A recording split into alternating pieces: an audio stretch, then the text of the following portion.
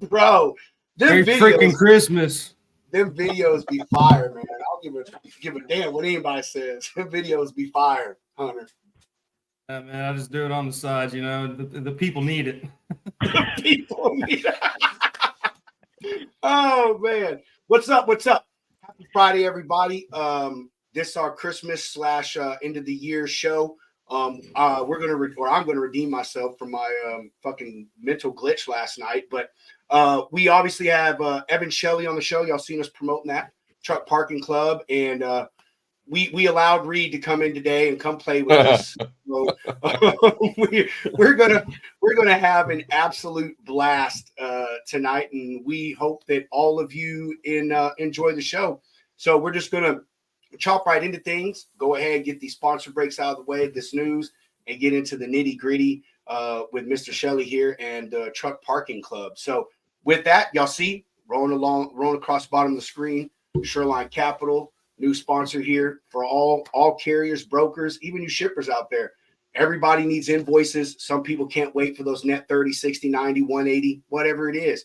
You need to get that money fast. You have to have flowing and working capital to continue to build your business. And Shoreline Capital is the answer you've been looking for.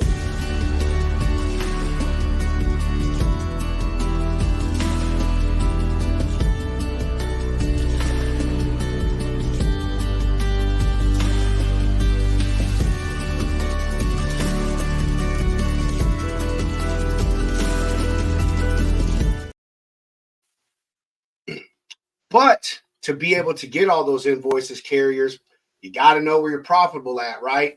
You can't just be out there willy-nilly just taking loads, don't knowing if you're losing money or making money. AccuBid Pro's got the answer.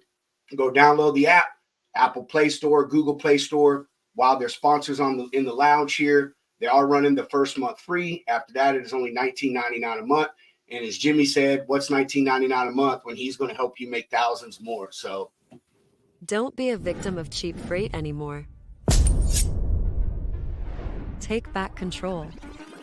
These are turbulent times for the transportation industry, with companies merging or even closing their doors. Whether you're going out on your own or leasing on with a new company, know your operating costs. Look out for you and bid better with AccuBid Pro. Oh, right. What's up there, Mike, man? Ooh, Lombard Trucking, man. How you doing, brother? I'm loving that content you put out, man. I don't know if you're checking up on it, Hunter. And even and Reed, this is a royal round table right here. A little round table going. Oh man! All right, so we got that out of the way. We're going to head and move to this news segment. Man, we got a big news segment tonight. Been really looking forward to rolling this out. So without further ado.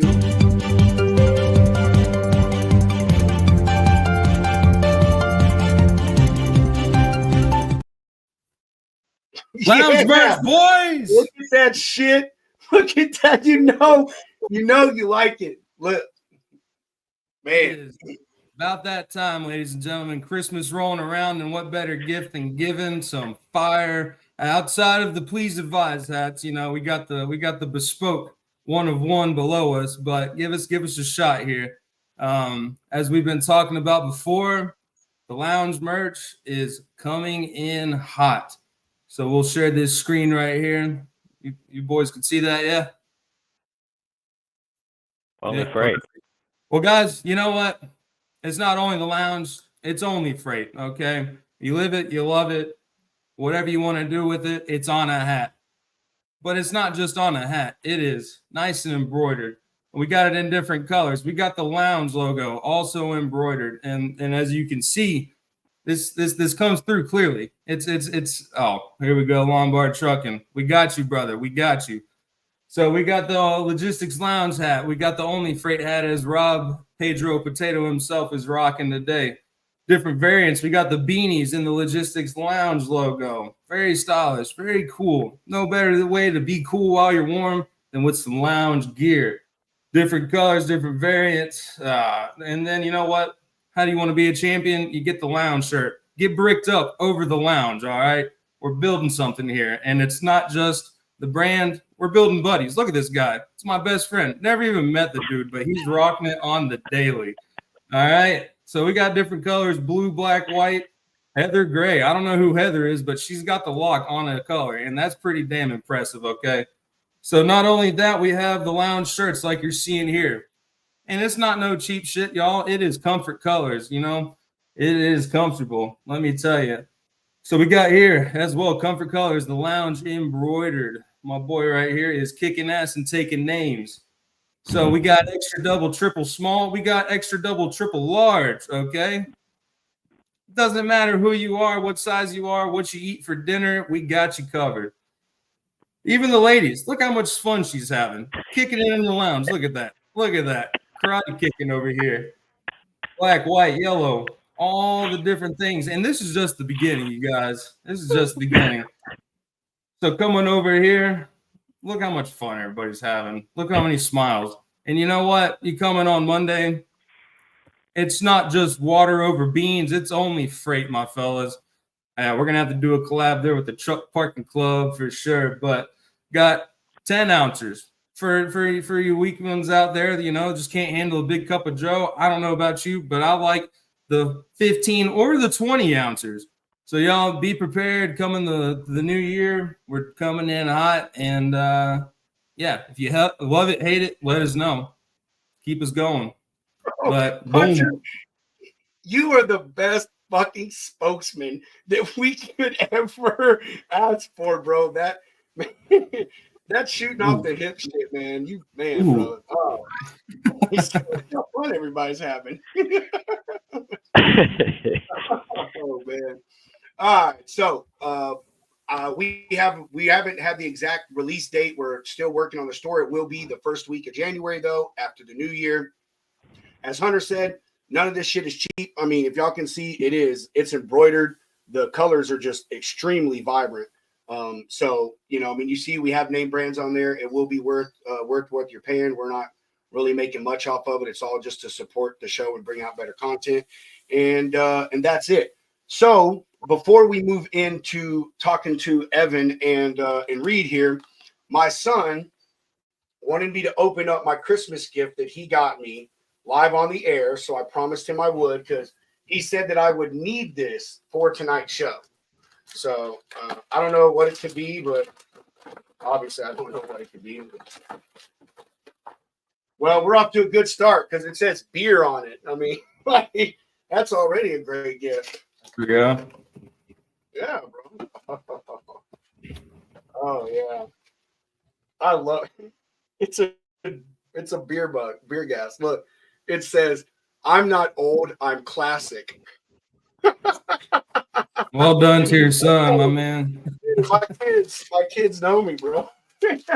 As long as it has to do with beer, firearms, then we're good, man. Or cars, sorry. What does your dad do for work? My dad drinks beer. Yeah, he just talk. He video chats with people who drinks beer. Oh, really? I need that job. Reed, how'd you just do that, bro? What did just? No, dude. It's like a part of an Apple update. Now you can like gesture the screen and it'll like do it on. It does it regardless of the platform too. It'll do it on any video chat. I don't know. I think it does thumbs up. It'll Dude, do. that is sick, bro. Yeah, the first time it happened, it kind of scared me. But yeah, no, that's you go like. He like, man, did you know, or did it just happen? No, well, I know now, but like probably 2 weeks ago, I discovered it and I didn't know what was going on. But if you go like this, or if you go like this, it'll. So is it gonna work for me? Only if you're using like the latest Apple OS X. I don't know what operating. Mac guy, big Mac guy. My none of you Windows. Like update it, dude. It'll work. Update it. Mine's like 2015, man. Wait, it does it for Windows too? Nah, it doesn't work on that plebeian operating system. Sorry. Fuck out of here.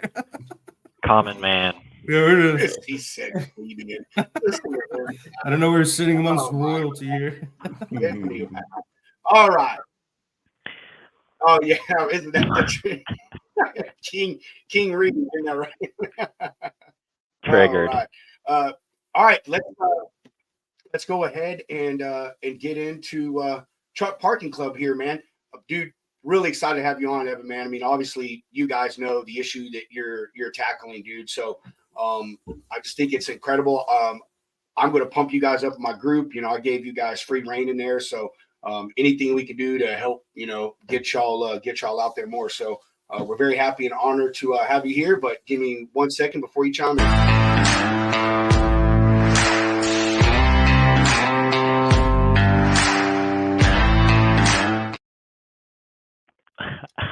Cool. and the floor is yours, my brother. Nice. Yeah, so I'm Evan Shelley, CEO of Truck Parking Club. The easiest way to think about it is we're like the Airbnb for truck parking. We help truckers find truck parking all across the U.S. via our mobile app and website. We help property owners and business owners monetize their extra space all across the U.S. Think about trucking companies, tow truck companies, CDL schools, truck repair shops, etc., all across the U.S. Love it. I love it. Where'd you get started at, man? What's your background? What's your story? So my background is real estate, actually. I went to school for actually civil engineering and went out into construction and then had always been in and around real estate and ultimately started flipping houses when I was like 22 or 23 because I didn't want to work in the corporate world. And I just wanted to work for myself. So I started flipping houses, and then I started doing large scale land deals, like commercial and industrial deals. And through doing those deals, found out about that there was an issue with truck parking back in like 2020, 2021. I started hearing about it. And then I started doing a couple real estate deals that involved truck parking and realized that it was a huge problem. And I thought I was just going to go out, raise some money, and buy a bunch of truck parking lots or develop a bunch of truck parking lots. And ultimately, I realized the play was actually just to take existing space because it's very hard to scale a truck parking operation quickly. So that's really how Truck Parking Club started. Nice. So where did you like buy or get your first, I guess, customer or parking lot? And then, you know, what was your idea to grow from there, man? You know, I mean, actually, we'll make that a second question. Where'd y'all started out, man? And then, you know, start growing from there. Yeah, so started last year. I built the first platform, a low-code, no-code platform, two-sided marketplace, just like one of those like really cheap marketplaces, and spent a few weeks building it out where it would actually work.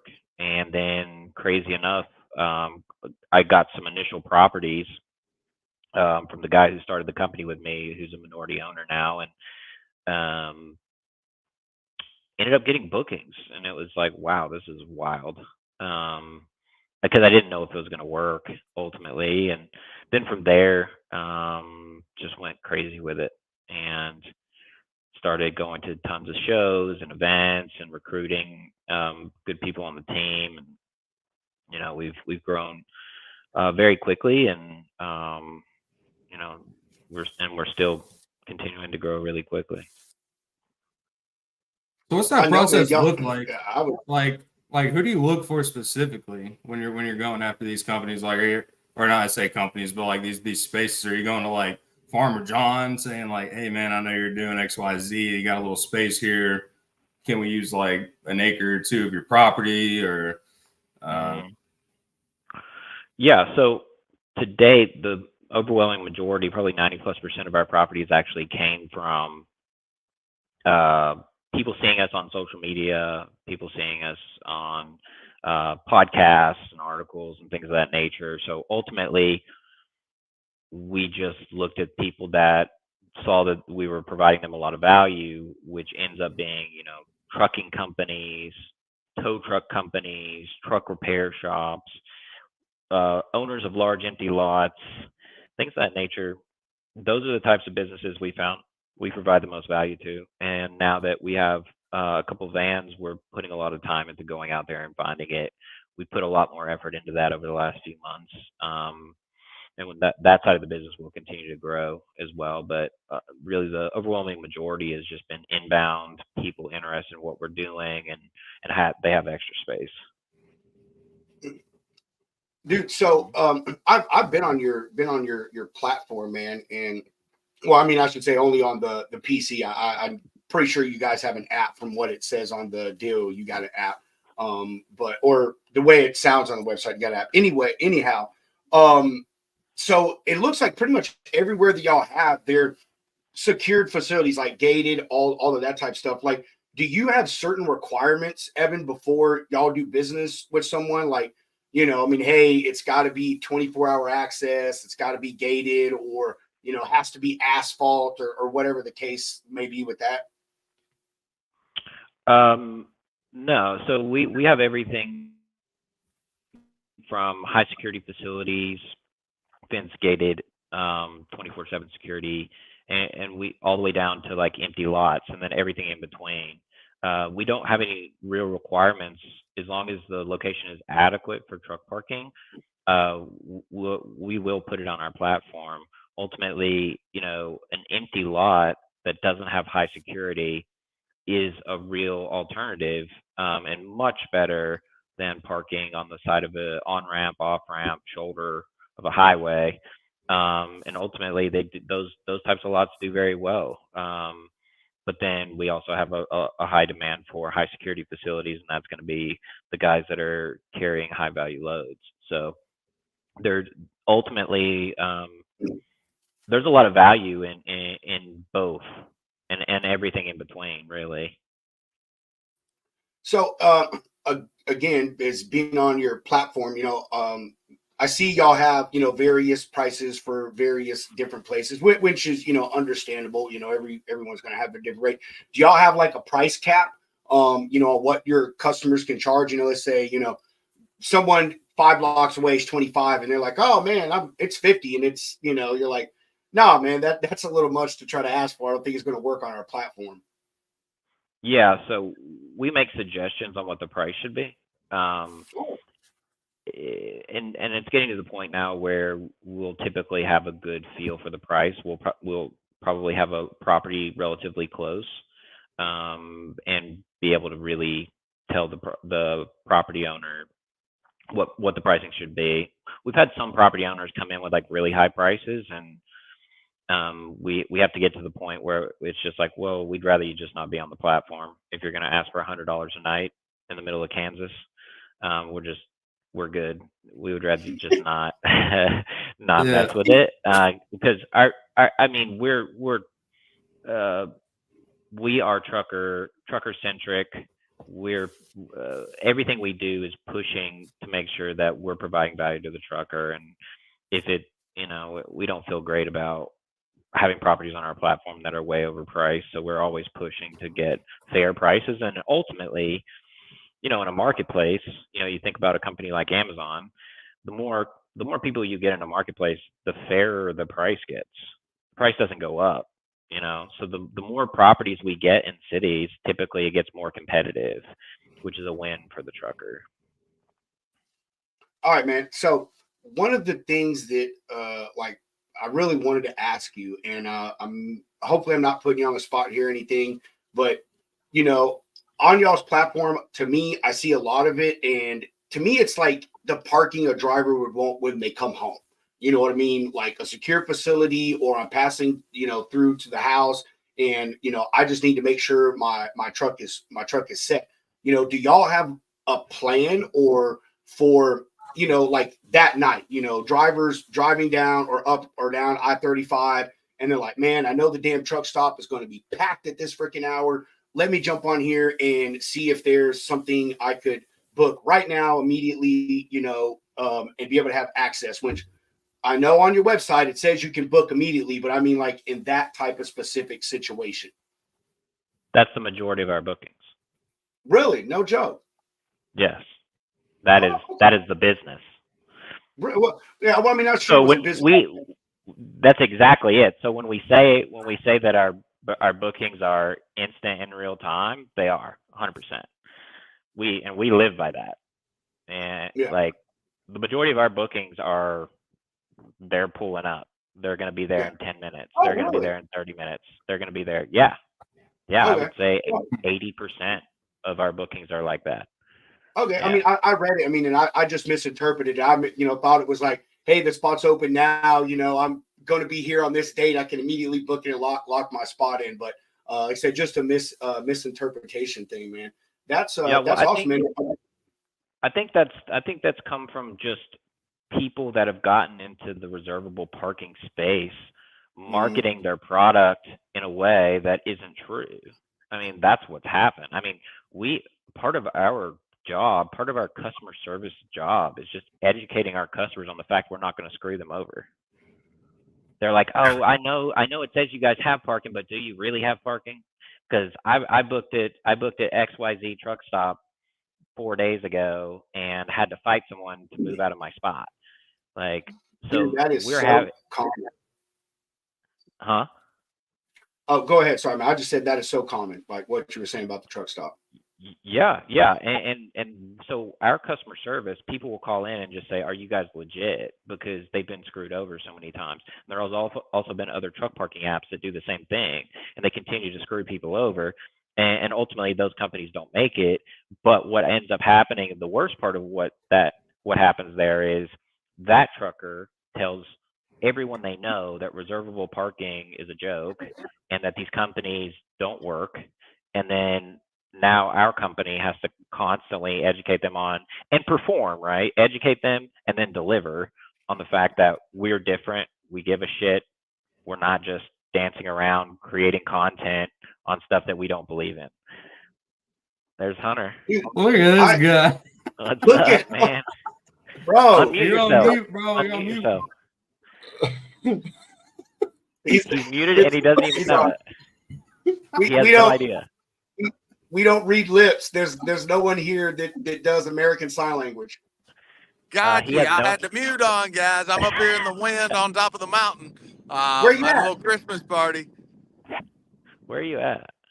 I'm on Weir Mountain. That's Dale Holland Lake in the background. If you can see the waters, check this place out. It's absolutely awesome. So I'm on the rooftop to get away from everybody. But you can see the lake in the background. This dude's spent millions of dollars building this facility right here. The elevation's incredible. The view's about 300 degrees. It's pretty awesome, actually. Dude, where was our invite? Right, a little Christmas party. I'm just glad they invited me, I mean, dang, we could have caught the red eye, man. Yes, absolutely. How you guys doing? Dr. Rome, brother. We're doing better now. Good. Merry Christmas to you guys. Merry Christmas, man. Merry Christmas, brother. What did I miss out on? You boys parking trucks or shooting ducks or what y'all doing? We're shooting ducks. Hey, I'm telling you what, I'm here to quack with y'all for a few minutes. Let's go. Well, if you want to quack or be quacky, you definitely come to the right spot. Yeah. So, hey, look here. I've been called a quack before. I'm not sure exactly what they meant, but Oh man. Well, David Hunter, I was talking to Evan earlier, man. I see her out there hunting them DOT officers, getting on their skin, man. Hey, let me tell you, we'll hunt ducks, we'll hunt DOT, we'll hunt deer. Anything starts with a D, they're done. They're done for us. Oh man. This man is a loose cannon. Somebody get control of him. You can't. I loved that video, man. Like I bet you guys got a shit ton of traffic on that thing, dude. That was awesome. Not only was it funny, but it was extremely informative and educational, man. Really. And that DOT dude, he was like super participative, or that's not even a word, but you get what I'm saying. I just invent words like that. But Dude, most people don't realize that those guys are just guys, and I think he saw the humor in it, man. So Yeah. that was a great video, bro. Y'all, you did a good job with that one. Said, I've been videotaped before. Said, no, man, I'm one of them TikTokers. It's like, hell yeah. Yeah, I didn't want him to shut me down or cuff and stuff me. You know what I mean? I had to take a bit of dominance on what my purpose was. It was smart of you to park in front of him and approach him from the front. Oh, he would have if we'd have walked up on his ass from behind, he would have freaked out. That's what I was going to say. That was my favorite part. Was in the beginning of the video. Hunter goes, "Park in front of him. I don't want to park behind this guy." Like, you should have asked him if he needed to scale out in that van. I'm glad he did. We had aluminum signage and post. I promise we were ticket worthy. So it's a good thing. Good thing that we were in front for a getaway purpose. He said, Hunter, he's like, Hunter, go ahead and pull your vehicle across these scales. We'll give a test. And then we pull off, here's your ticket. Yeah. Mitchell said we were too heavy. Yeah. Oh man, that's cool, man. So hey, Hunter, how much are you on the road, man? Like, I mean, how many weeks, how often? Like, you out there quite a bit? Hey, absolutely. We're getting it every chance we get. Of course, this is a bit of an off season for the aspect. Don't get me wrong. We've got another guy. He's hustling in my place. Of course, I'm home for the holidays with my family. Family first, parking second. But we're on the road a bunch during the season with, the truck shows. Basically, spring's coming. And if you want to see me, you better be on the interstates or at a parking facility. Spring through fall. Winter's a bit different as far as, being out there as much. But that's not saying, right after the first of the year, I got a new hire. I'm going to train a guy to help me get some signs put up. I just need, the old saying they say, you can't ride two horses with one rear end. Well, that's the deal. I'm trying to do so. So got a new hire, and he's coming with us and going to help train him, or I'm going to train him, and he's going to help us get some signage up at some of these locations. A lot of the guys are super busy with these properties. We can mail them signage to put up for their truck parking location. But ultimately, we'd like to be, and we try to be, and we are going to be, with structure, a full service to the aspect of getting that signage put up for some of these properties and some of these guys. If they're able to, if they've got a crew and they've got the ability, we'll mail them the signage. They'll get it put up and instantly start generating money at their location, at their property. This is our property members I'm speaking of.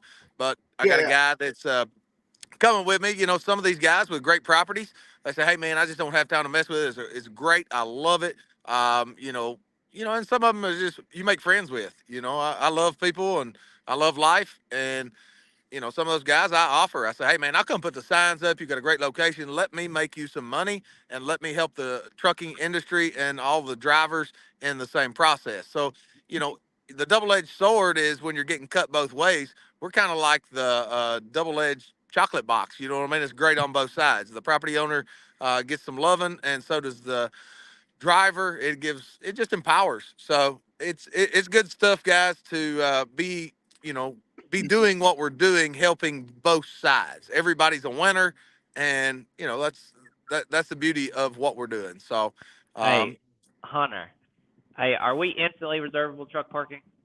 Hey, listen here. We are absolutely instant. You think you got 5G? We're 10G parking, baby. Evan, man, look at Evan, man, taking cheap shots. Fuck, God. Hey, the Airbnb of truck parking. Tell him, Reed. I had talked to Hunter. He didn't know that what we were talking about, so I thought it would be good to test him. Bro, y'all should make that a slogan. We're not 5G, we're 10G. Be careful about that 5G stuff. You're gonna get some. You're probably gonna upset some of the conspiracy theorist truckers out there. Are gonna start talking about you guys being the 10G trucking operation, making them frogs gay out there. Making frogs. You're an idiot, oh bro. God! Hey, don't be hopping around looking for truck parking. Go to truckparkingclub.com. Hey, Hunter, I want to, since we've got you on, man, and I mean, seems, like you're pretty much the man on the ground on the consistent basis. Like, do y'all also hit the truckers hard, man? Like the truck stops or even going to like big companies, man, and saying, hey, here's a place for your drivers to park, or how do y'all get it out there to the truckers, man? Absolutely. So we do not buy fuel for the van unless it is a truck stop. I mean, it is a diesel van that we're running. As far as we carry kind of it's a Swiss Army knife of vehicles. Mhm. So we've got swag, we've got signs. I mean, whatever the situation, if it's got to do with parking trucks, we're rocking and we're ready with the van with all the components we need to make it happen. Whether it's put a new property on, or whether it's educate or have swag for one of the drivers, just making awareness of what we're doing. And once they hear it, I mean, it's a no-brainer. You know what I mean? It's just awareness is the key. So we're definitely bringing awareness. I do hit the truck stops. I do hit a lot of the DC areas, some of the smaller trucking companies, some of the bigger trucking companies. I actually stopped in one time. I just Googled, and you can find a whole lot on Google, as we all know. So I just rolled in the deal, and this guy was a multi-billionaire that owned this company. And I rolled in. I said, I got a meeting with him. And they said, you're out of your mind. I said, excuse me? I said, don't make me call him. She's You like, know who try I me. am? So it is hard to get to talk to the shot caller a lot of times with those, with those bigger companies. But hey, that don't mean we're not going to try, and we're not He going to. literally did that. He I- literally did that. I was there. I just want to make it clear that when Hunter says talk with the shot caller, he's talking about himself, not the CEO. I just want to talk to somebody with authority. You know what I mean? Nobody wants to do anything anymore, and I'm a doer, not a distractor or a deferrer. So I want to talk to somebody not to defer me, but let's make a deal. Hey. But if they'll hear it, it is what it is. It's great for everybody, guys. It's great for the property owner. It's good for if you're a large company with a lot of drivers. I mean, it's money savings, and you may have additional property on your yard that could be monetized into truck parking with what we do, as far as allowing other drivers to park on it. And something one guy brought to my attention early on in this game was, hey, maybe I can get some of the guys parking here. I'm short on drivers. As they park here, other drivers park here from other companies. I'm going to solicit them. I said, I don't care what you do. Just get them in here and let them park. If that's what you want to do, go for it, man. So, he took a different view, per se, than I would on it, or outside of my realm of thinking. So, man, it's just a win-win-win all the way around. I don't know how to pronounce your name, so I'm not even going to try. But yes, we're taking questions. Go ahead, brother. I know Sahid. Okay, I assumed that may have been his name, but bro, hey, hey, I literally met a guy today whose name is Caleb. His name is spelled Kalob. So I make no assumptions on spelling. His name could be Richard. Okay, so like his parents were from Kentucky. His parents were from Kentucky. I spell the same way. Hugo, we're here. The first comment that we see was this one, Hugo. So happy solstice to you as well, Hugo. Yeah, happy solstice, brother. This is the first comment we saw. So if you want to ask something, or if you asked a question, go ahead and repeat it. We'll wait for Saeed's comment. But man, I had a question I was going to ask too, and now I completely forgot it. I wanted a question I was going to say. I mean, you guys obviously know how big of an issue y'all are tackling. I mean, I've had so many carriers on here that have spoken about that, how hard this is, and most people, they park at truck stops. And I'll tell you, man, is someone that drove, dude, if you come to a truck stop past 4:00, good fucking luck. You know what I'm saying? Like, and even though they started that reserve parking, when I last drove in 2018, that had kind of like just started rolling out the year or two before. And even I saw the problem, man. Like, people would reserve spots and you'd wake up to some guy blowing his horn for some other jackass to move out of his spot. So, these guys would pay money, get there, and they're ready to stop and in their night shower, and they can't do any of that. And even though the government has come out with funding, I mean, if you saw, they just released earlier this year, we talked about it last night, like $80 million. That's gonna go to 4 different places. That's it. $80 million, and it's going to help with 4 different locations in random ass spots in the country. yeah, those spots were fairly well chosen, but it's like, you know, come on here, man. You know, you're talking about helping solve a problem, in which we all know, you know, the government is never the solution. But, you know, I just, obviously you guys know how important it is. I hope that y'all continue to grow, man. And I want to say, we get off the show, I'm going to ask about a referral thing because my wife and I'm serious.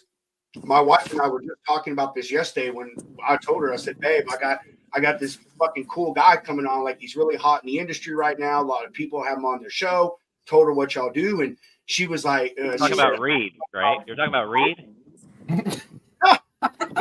nobody cares about Reed, dude. No, the only people that care about Reed are in those four walls that he's sitting in right now. Yeah. I'm there in spirit, Reed. I'm there in spirit, bro. Shots fired. I'm in those four walls, Reed. I'm just here to look pretty. You guys are some ugly motherfuckers. I'm here to just increase the Thank you for increase that. the. I'm fine with that, man. Please so, advise. Yeah, please advise, right? Anyway, but my wife, like, man, where we live at, like, it's, you know, we're 25 miles off of I-35. The closest truck stop is like 35 miles. Yeah, there's places trucks park here, but it's all open areas. And it's all dirt lots filled with fucking potholes you could lose a VW bug in.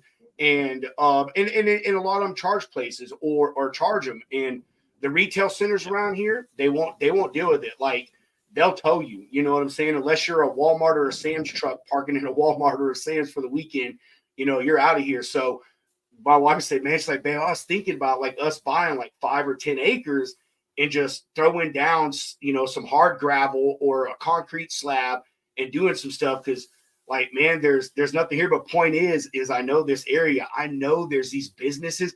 Dude, there's a junkyard. Guy has emptied out half of his junkyard right now. He's got like 4 acres just sitting there with nothing on it, dude, that he's been driving on for years. And it's like 5 minutes from my house.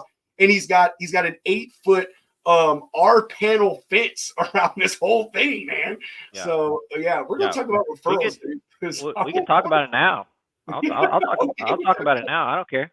Referrals is a big part of our business because we've built a reputation at this point, and so we get a lot of referrals.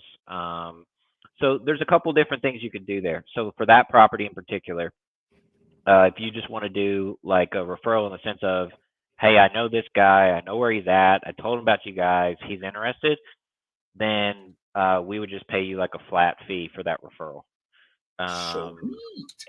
And we do that for people all across the US now.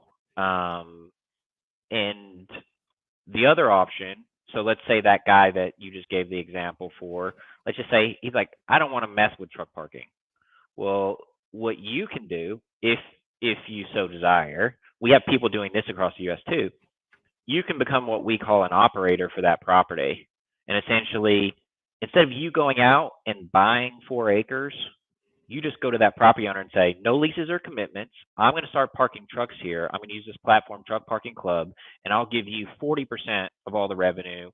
Me and Truck Parking Club split the rest of the revenue, and I'm going to make sure you have zero worries about this property. And then you take a cut off of that operations, which typically is a lot easier. I mean, we handle so much of it. It's typically very lightweight for you to really handle any of it. That is a deal. But listen, I'm a broker. You know, we only take 80% margins.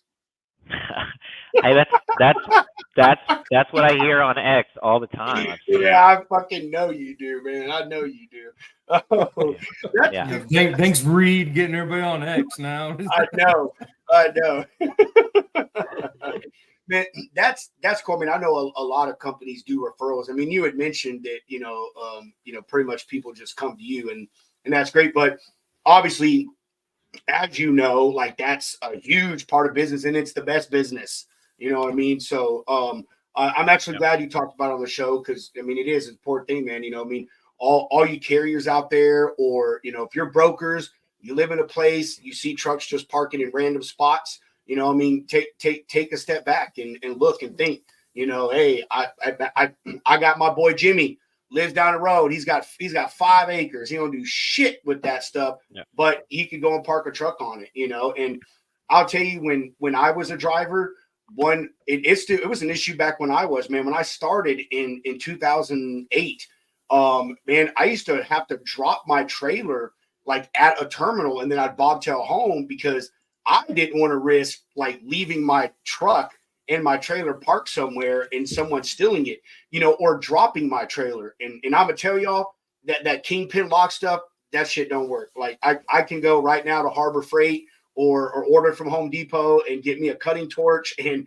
wham, bam, thank you, ma'am. I'm through that thing in 2 minutes. So, you know, it was a huge security thing with me. And I think even now with the theft stuff, man, dude, you know, parking at truck stops. I had read some data that said like 7 or 10% of all truck thefts happen at truck stops while the driver is with the truck. You know what I mean? Like that's crazy, man. And so I think the security thing is a big deal, and the referral business is a big deal. And I'm going to do it, man, for real, because everybody here, man. Matter of fact, there's 5 minutes away from me. I bet you there's probably 10 trucks parked in this dirt lot.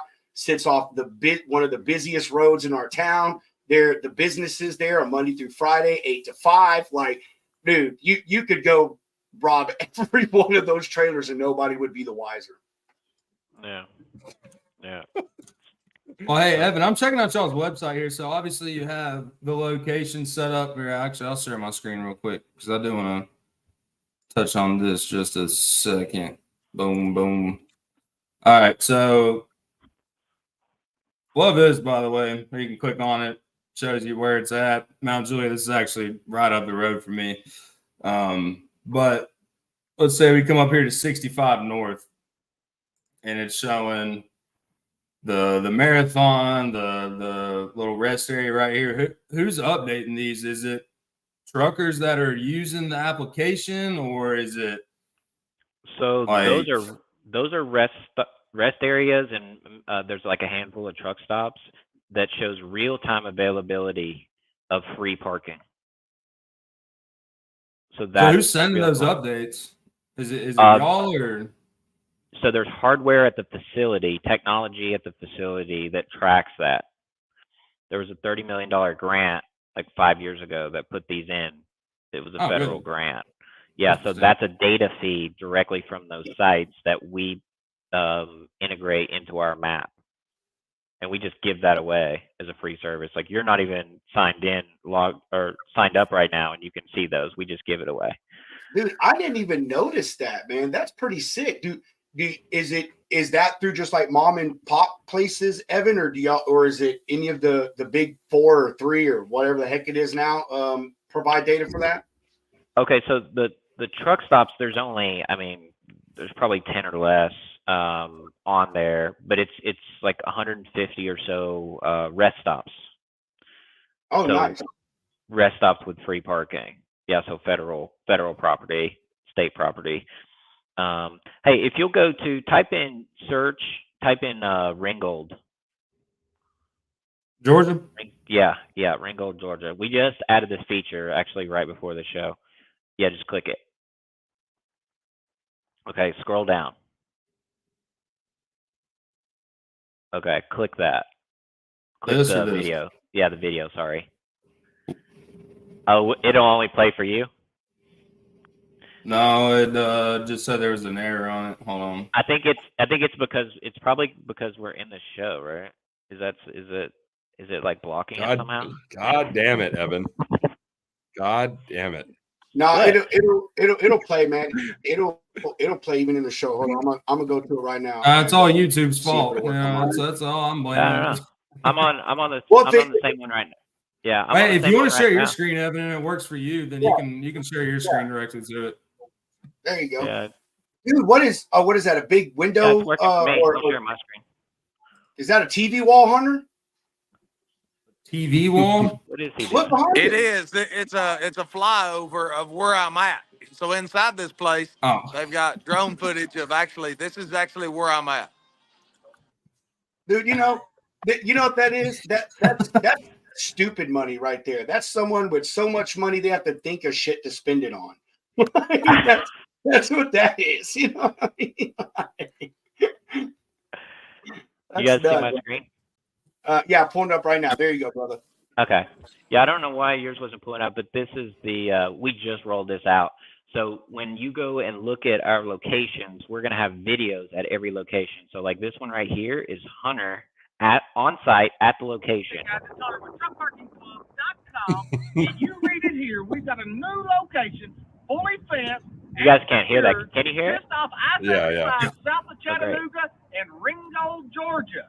So And this if you guys can't read the signs, you need to come check out this location. If you want to feel safe, I think this would be a safe place to be. They ain't giving no warning shots due to the increased price and ammo, what they say at the gate, and they want you to slow your down.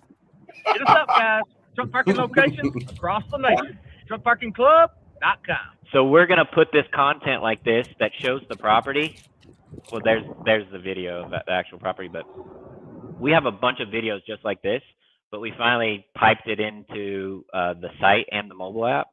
So most all locations will have videos at the actual location with some type of content. So I'm That is so excited about that.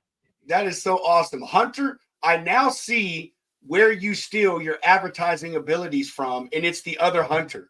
Dude, like what he just did was exactly the shit that you would do, man. There's only room for one of us. Yeah. Yeehaw! Hey, Hunter, but and while we still got you, so the new guy is that the guy you made dress up in the Bigfoot costume? Nah, Bigfoot's location by location. Sometimes I get them for $5. Sometimes I get them for $50. You never know. You know. Hunter I don't said, know what that means.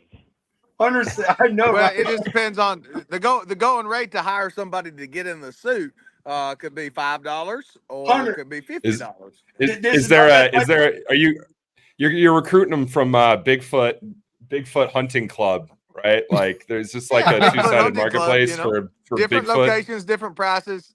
Yeah, depends on the Hunter- area, Reed. You know. Hunter is going and knocking on drivers' doors and saying, "I will buy you a steak dinner if you get dressed in this thing." Probably out there opening up truck doors, but man, he ain't safe enough out here, brother. That's what he What needs. are you doing? Hit him fly real quick. That's what he needs. Hey.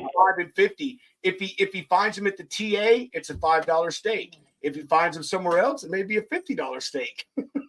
That's right. That's right. The negotiation sometimes is between a sirloin and a T-bone. You know. That's good stuff, man. Hey Rob, you wanna book a spot at this location right now? Showing up right now?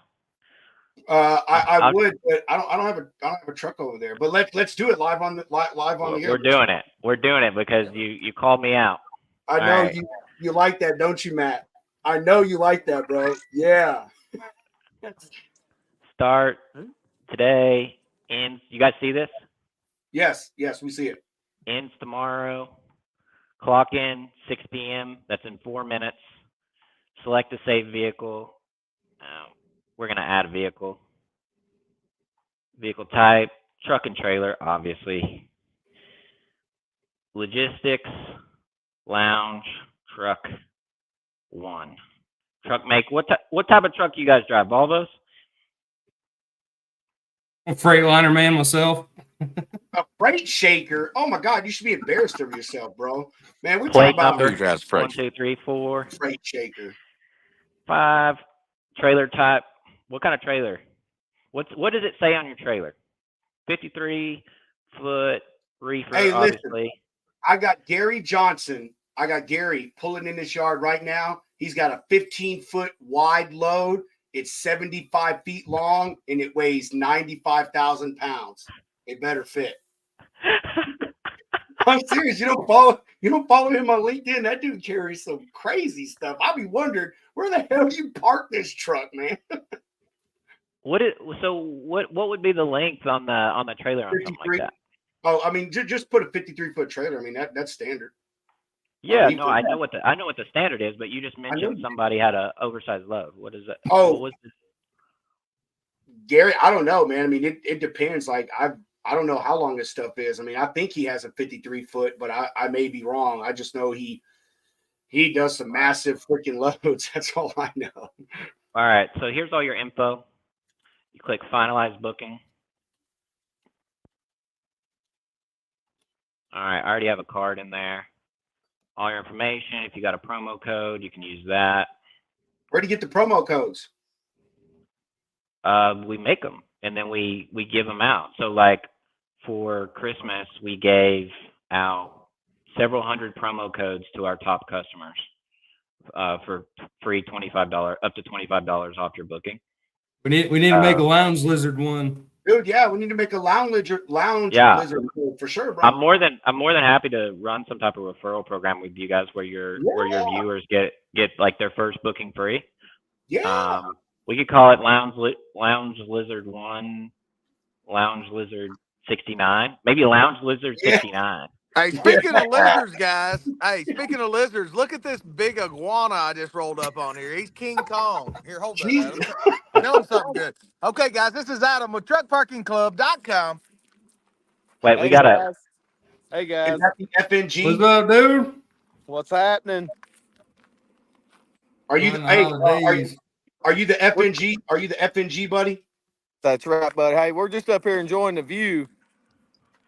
Do you know what the FNG is? I do not. It's the fucking new guy. The fucking new guy. I like it. I like it. Adam's been around almost since the beginning. Oh yeah, cool, man. Yeah, we gotta keep going. I wanna book this right now. Yeah, we're booking it right now. So all our bookings are non-refundable, FYI. He said if you don't show up to Tough Titty. Well, I mean, we make exceptions, but we're human, right? But it's rare. All right, Evan. Dude, Matt, that is a fire question. Evan, you I was gotta- about to ask the same thing, dude. Booking was accepted. Booking was accepted, boys. We're in. So Right on. I'll let The you Jeep answer Grand that. Cherokee might show up instead of a 53 footer, but I'll get the time in. So like here, you can message the property owner, and then you have all the information you need, your reservation number, information about the location. Like this location, when you arrive, speak to personnel at the office. So, hey, will it if it's a gated place in this same little screen you're on, will it like provide the gate code, or will it say call this number for a gate code? Like, does it give like that type of explicit information? Yeah, so it'll give out whatever information you need to enter the facility 24/7. We don't create any situations where someone's going to get stuck because someone doesn't answer a phone. Yeah. So Adam, the guy you just talked to, is our property intake specialist, and he's the guy that manages all our properties. He does a very good job doing that. Sweet. That's a beautiful view, by the way, Adam. Man, that's where exactly y'all at? 100 and say. Salina, Tennessee. Oh man, beautiful. Lana, y'all out there in the cut. For real, right? Yeah. All right. Hey, I want to get to Matt's question, Evan. I think you saw it, but I mean, really fantastic question there. Yeah. So we really focus on trucks and trailers, semi trucks and trailers, bobtails, because we're very trucker centric. There is a truck parking issue. There are rare scenarios where we'll let an RV park or a fifth wheel park, but that we really do not advertise for it. We don't cater for it. And if it's a location that only has one space left, there's 0% chance we'll rent that to an RV. We just won't. That's our policy. Now, if the location has 50 spaces available and they're parking for a day, we'll probably make an exception. But our branding's so clear on our site. Like you guys just saw, I just walked you through it. There's no spot for a RV fifth wheel or whatever. You know what I mean? So typically every time an RV wants to book, they call into our customer service and they ask. They're like, well, there's nowhere for us to click RV on your booking, so we're calling in to see if it's okay. And then we have to talk through the situation and see where they want to go. But it's rare. What about this bus? Will we have a location for the or a spot for this bus here? No. No. Highly unlikely. No. I'm serious. I'm dead We serious. are the Airbnb of bus parking. It's truck parking. Truck parking only. We're not Buc-ee's. Hey, we're not Buc-ee's. Hey, We we're ain't Buc-ee's. truckies. know We're you're not right. Buc-ee's. We're truckies. Hey, Bucky's the anti-truck, man. Hey, All right. Say no We're- to Buc-ee's. Say yes to Truckies. That's Truck Parking Club. We are Truckies, not Buc-ee's. We don't have barbecue, but we got great parking locations all over the nation. Instantly reservable. Whatever you need, online anytime. Dude, this guy is. We need to have you do commercials for us too, Hunter. Like our Hunter is great. I don't know if you saw the promo drop, but we need you to do commercials for us too. Like Hunter and Hunter. He's not for sale. We'll get out there and use car lot or something like that. Hey, not Not for for hire, sale. boys. Well, I'm in the trucking business now. I'm not for hire. All right, hey Evan. So the question I thought of when you were booking that, man, how, and I know you sort of answered this, but how quick is your data on that, on your spots with like the one you just booked? So say there's 3 spots left right now, and people booked them, and then a guy comes 5 minutes behind. How quickly does it update to show hey, all these spots have been booked? Immediately. It won't trigger the booking unless it removes a space. That's just Okay. in the code. So I'll prove my point here. So that location we were just at had 12 spaces left. We'll pull it back up right here. We're back to the original page. I'll share my screen with you quickly. Present, share screen, blah, blah. Okay. I look at Reed over here. This guy is. All right. You guys see that? Yep. 11 spaces available. We just booked Mm. it.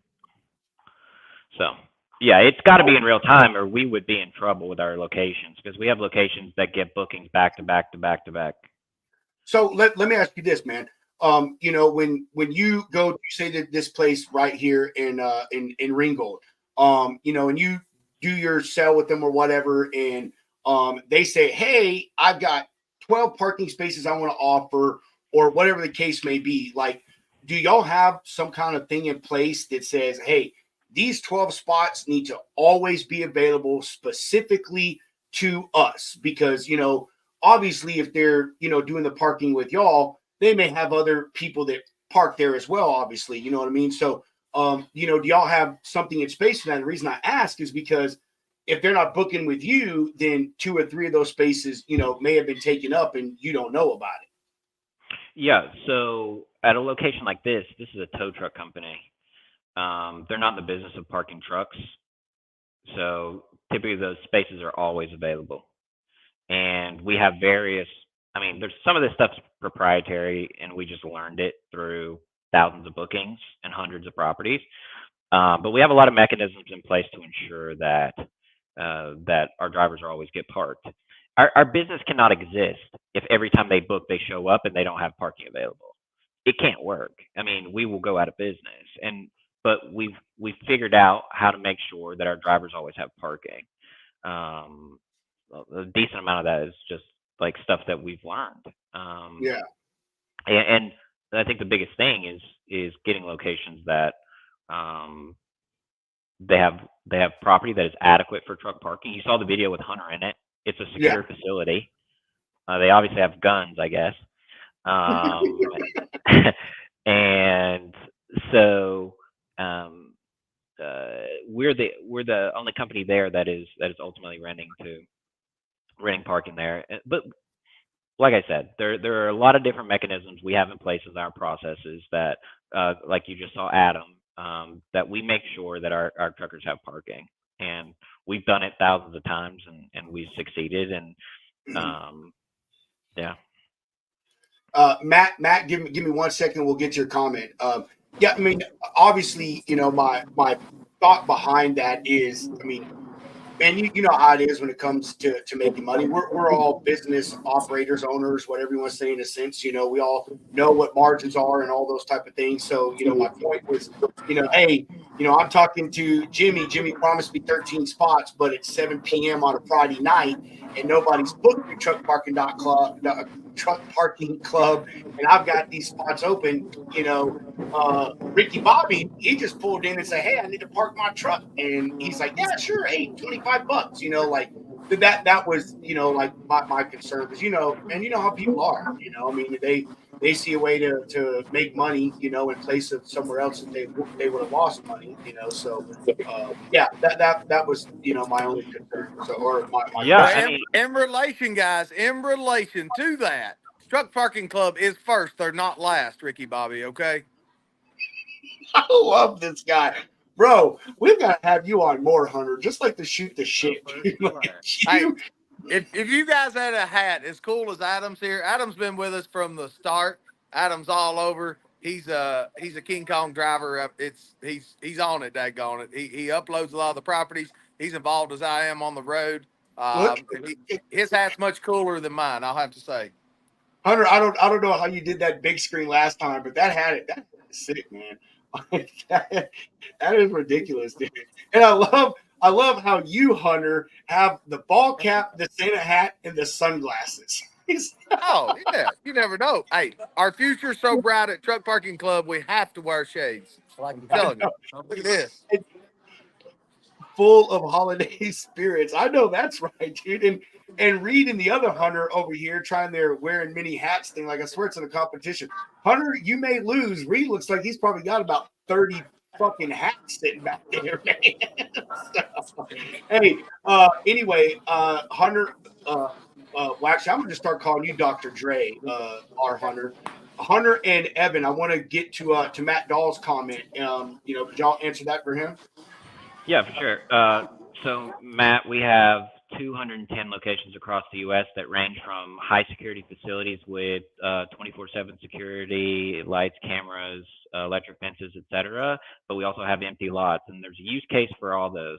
And we have lots that are in between that as well. But we have empty lots that do very well in rural areas because it gives the drivers a peace of mind that where they're parking that night, they know they're not going to get booted, towed, or their door beat on. But ultimately, we have high security facilities as well. Every single location it's going to tell you the amenities and via the photos what you're getting into. We also have 24/7 customer service made up of former drivers where you can call in and talk with our customer service about the property if you have any questions. But all we can do is explain what you're getting at the location, and then you have to make the decision if it's adequate for yourself, whether it's if you think you need high security or you don't. And that's true whether you book on the Truck Parking Club app or you go park in a random lot or you go to a random facility that you just found on Google. It's all the same. All we can do is give you as much information as possible and verify the locations, which we do. And I feel very strongly that we provide, you know, our thousands of drivers on our platform a great service by vetting all these properties so they feel good about them when they park there. So do you see you guys ever stepping like into maybe like Canada or Mexico in this sense of things, or is that kind of? I mean, I'm sure there's different, you know, laws and regulations and whatnot going on there, exactly. but exactly. It's so we actually had a guy today in Canada that I saw come through that wanted us to add his property in Canada, and we're just not. At this very moment, we're not doing it because their laws are different. We'd have to restructure various parts of our tech and our company to make sure that, and our terms of service to make sure that we're following the laws in Canada because they're just much stricter than ours. And we just haven't taken the time to make sure we do that. And it's a much smaller market, so we're not super concerned with Canada, and we haven't even really considered Mexico at this point. yeah, Mexico seems like the redheaded leper out there these days.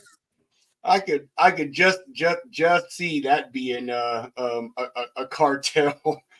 Yeah, man, we'll store your trailers. We'll store your trailers. Hey, what's going on with Reed?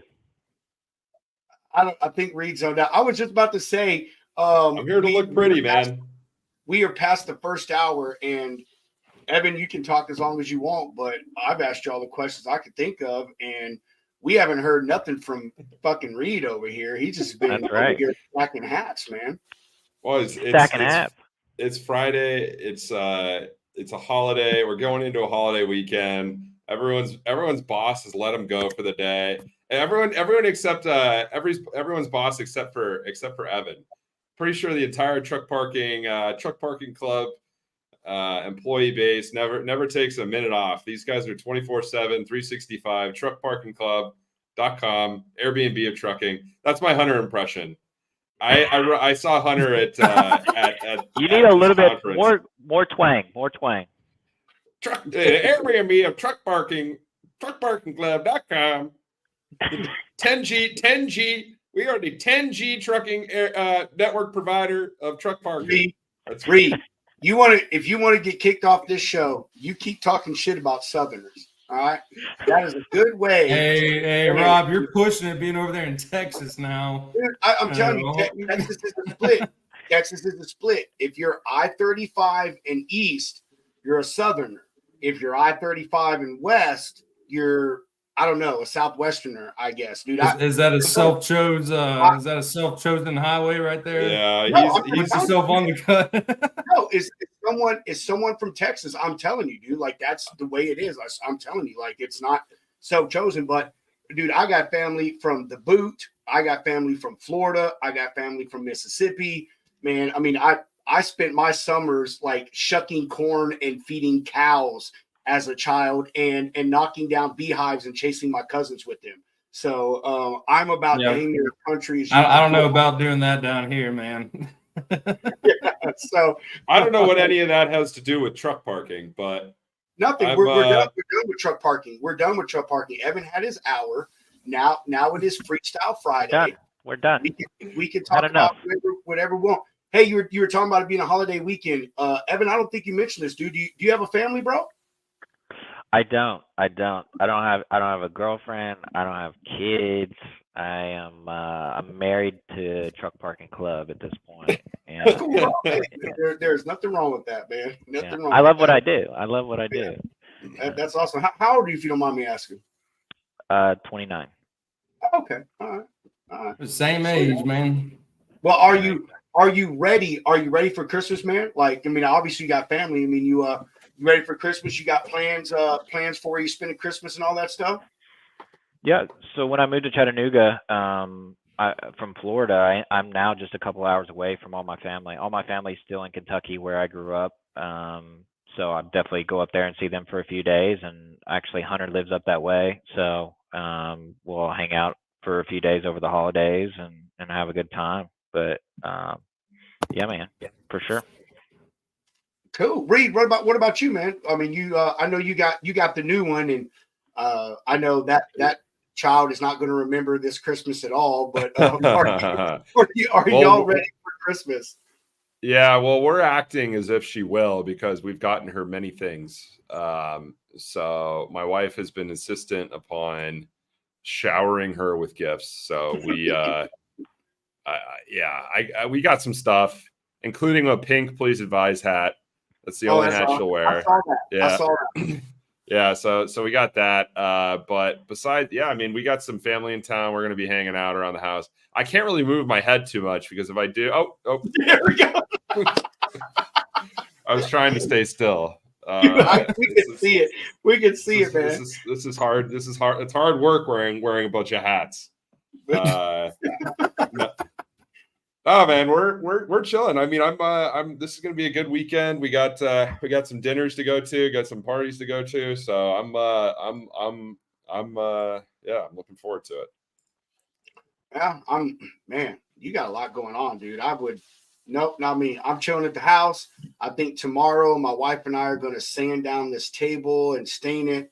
I gotta paint this trim I put on the back door and drink some beer and watch movies.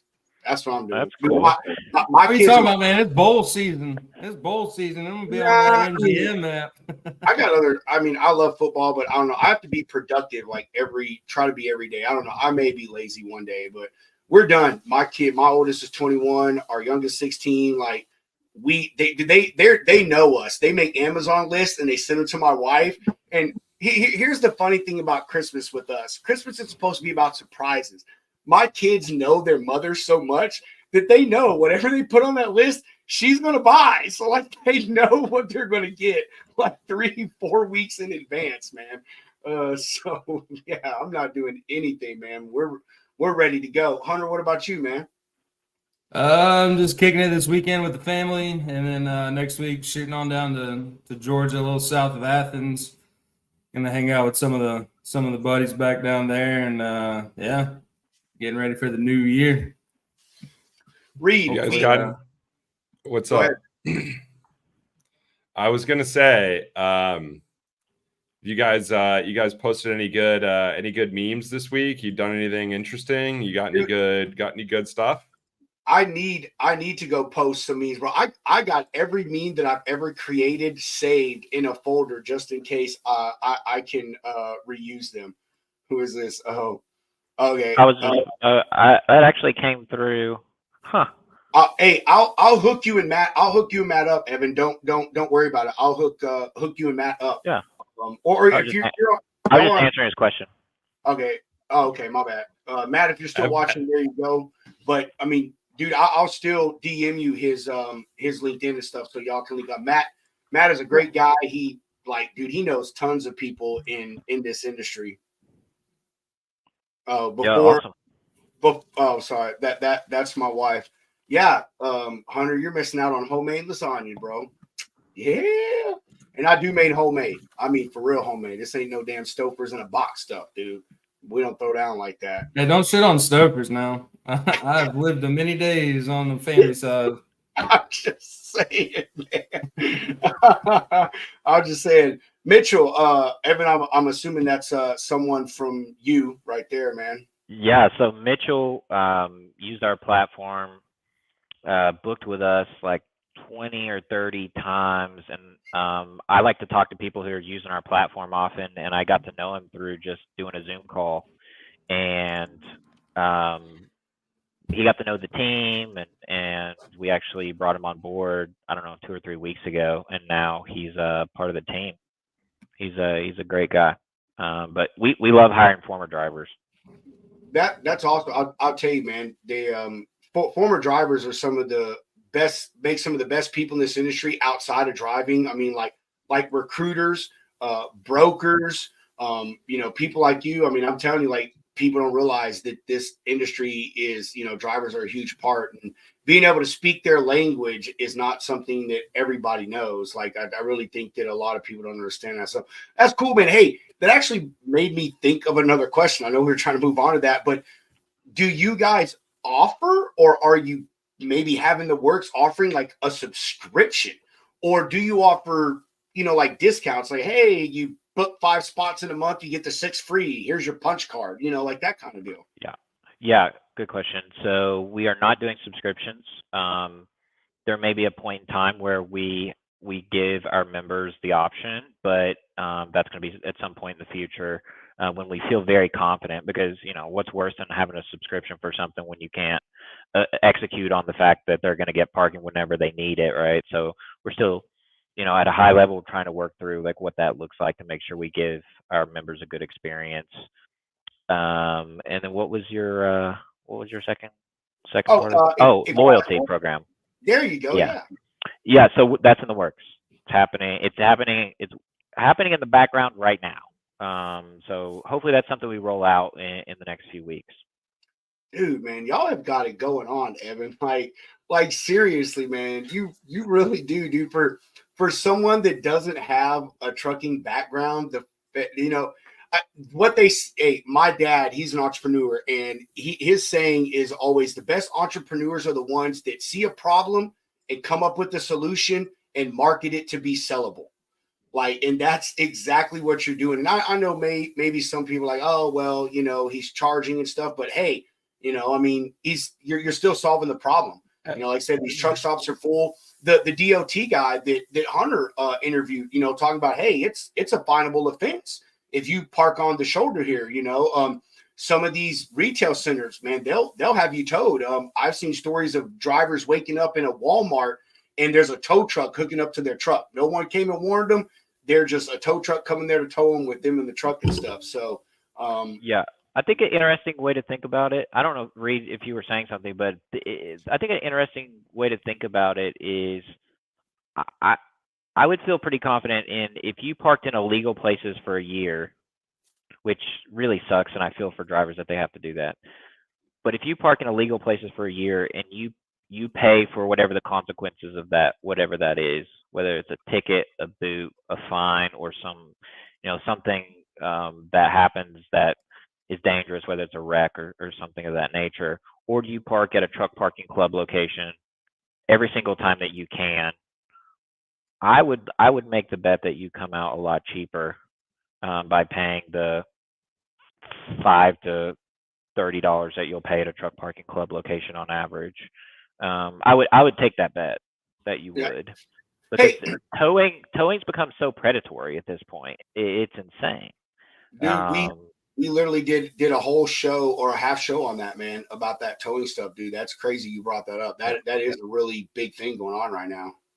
We talk to a lot of tow truck companies and they tell us about it. And we have to be thorough to make sure we're not adding like horrible, predatory towing guys, but most of them ruin their reputation so quickly. They, like, you just Google them and you can find that they're horrible. Yeah. So, hey, while you talking, man, like this is the great thing about live, man, is you just kind of think of stuff. Hey, are y'all like are part of any, say, lobbying or of any organization pushing, whether it be political, private, but pushing this issue with the government? You know what I mean? I mean, this is like, obviously I mentioned earlier, they're throwing bullshit funds at it and they keep talking about it, but there's no movement on it. Reed's our lobbyist. You didn't know? No, I Reed is our lobbyist. You did not know that? Yeah, I'm on Capitol Hill all the time, greasing, shaking hands, kissing babies. No. Don't you think he's the guy for the job? I honestly, I do. Like, I do. Reed is a straight to the point, cut and dry, black and white guy. Like, I do. Reed would go, listen, this is what you need to do. Don't ask me any questions. Here's the contract. Sign that shit. Evan will be in touch on Monday. Please advise. Yeah, please advise. Yeah, please advise. No, but to seriously answer your question, the stance we're taking is we are for free parking.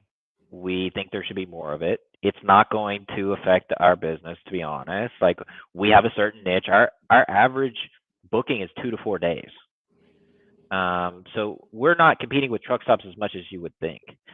But if like the 750 million gets allocated, that's going to be tens of thousands of spaces. We need hundreds of thousands of spaces. So I think there's multiple solutions to this truck parking problem. We're not the only solution. I can confidently say we're not the only part of the solution. It's got to come from a lot of different angles, whether that's free parking from federal, what we're doing at Truck Parking Club by creating new parking from existing space. You've got these guys out here building new truck parking, which, God bless them, it's a tough gig, but it can be profitable if you do it right. And I think it's got to come from all those things, right? And ultimately, I think all those things together will make an impact on it. But what we're trying to do with the federal government, which we're trying to be involved as much as we can, is just say, hey, let us be a resource to you guys. Yeah. We have a lot of data on truck parking because we're parking thousands of truckers a month. So it's like we see it constantly.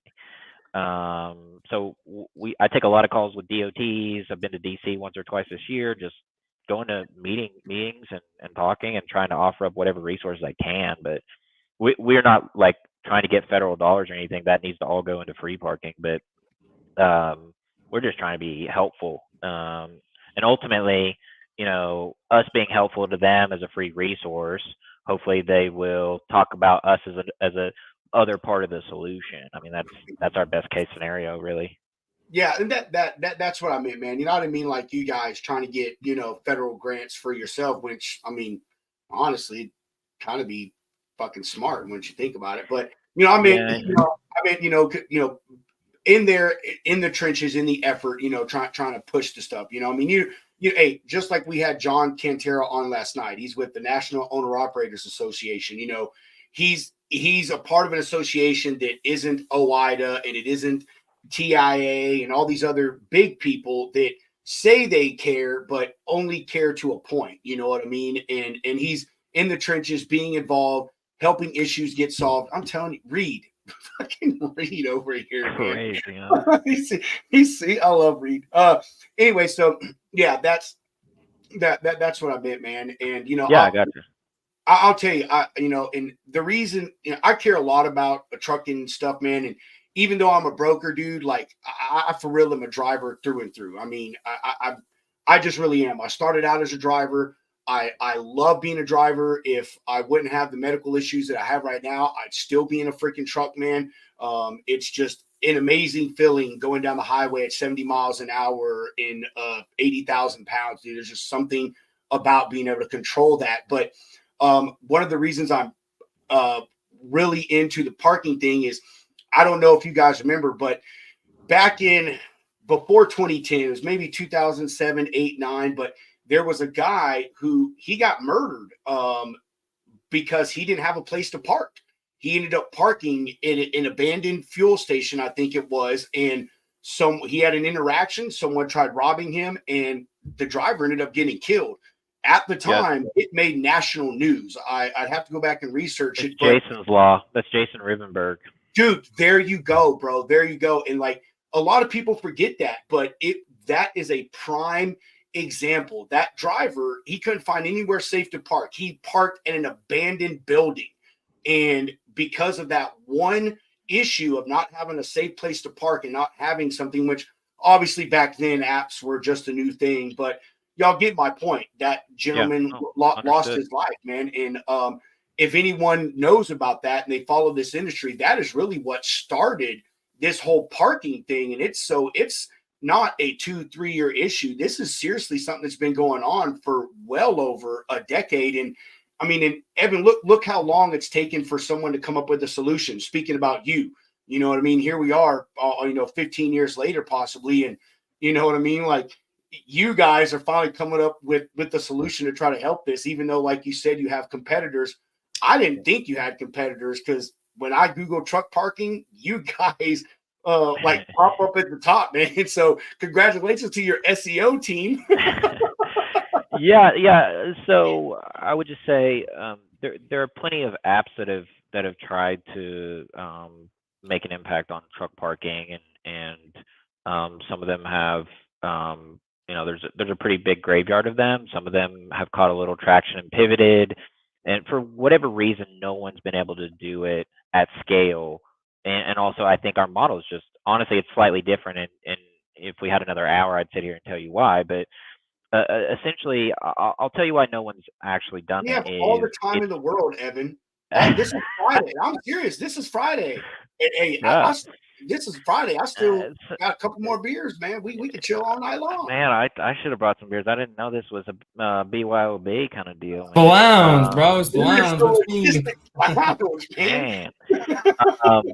But no, I mean, all in all, man, it's just fucking hard to start, man.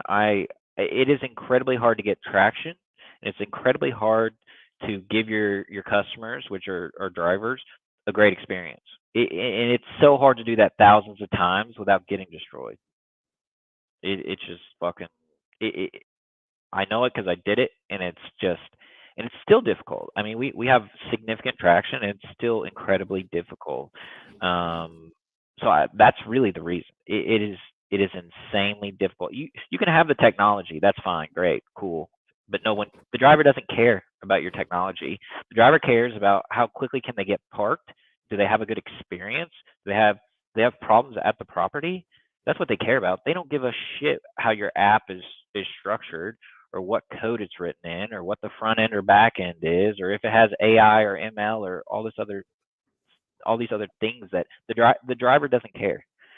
And so what we took the stance of is let's make something as easy to use as possible that the driver likes using, and let's get them parked as quickly as possible, and let's get them on our app and off our app as quickly as possible so they get parked. The joy of their day is not going on Truck Parking Club and looking around for hours. It is finding the closest place to them or whatever city they need to book parking at, getting booked quickly and getting back off the app. We understand that. So we keep that in mind, and we work incredibly hard, and we've got a fucking awesome team. Like I love the team. Let me just talk about the Truck Parking Club team, because I've interacted with these guys many times.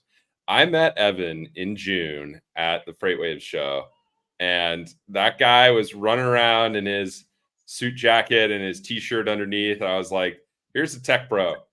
Evan can straddle the tech bro, good old boy trucker line is about as good as anybody. So I have a tremendous amount of respect for the Truck Parking Club team. I got to look around the van. I love the van. You guys, like, we got to see some more van content. I want to see some more inside of the van. I want you guys to like be just all like let's see what's in there. I mean, if it's overweight, if you guys are talking about the van being overweight, you're going over these scales, you're talking to all these DOT guys. What's going on in that van? What's in there? What is in the van? What's in the van? That's what we need to know. Hundreds of posts for signs and signs. Do you have a sign? I see one behind you there. Is that the ones you're handing out? Yeah, let me grab it.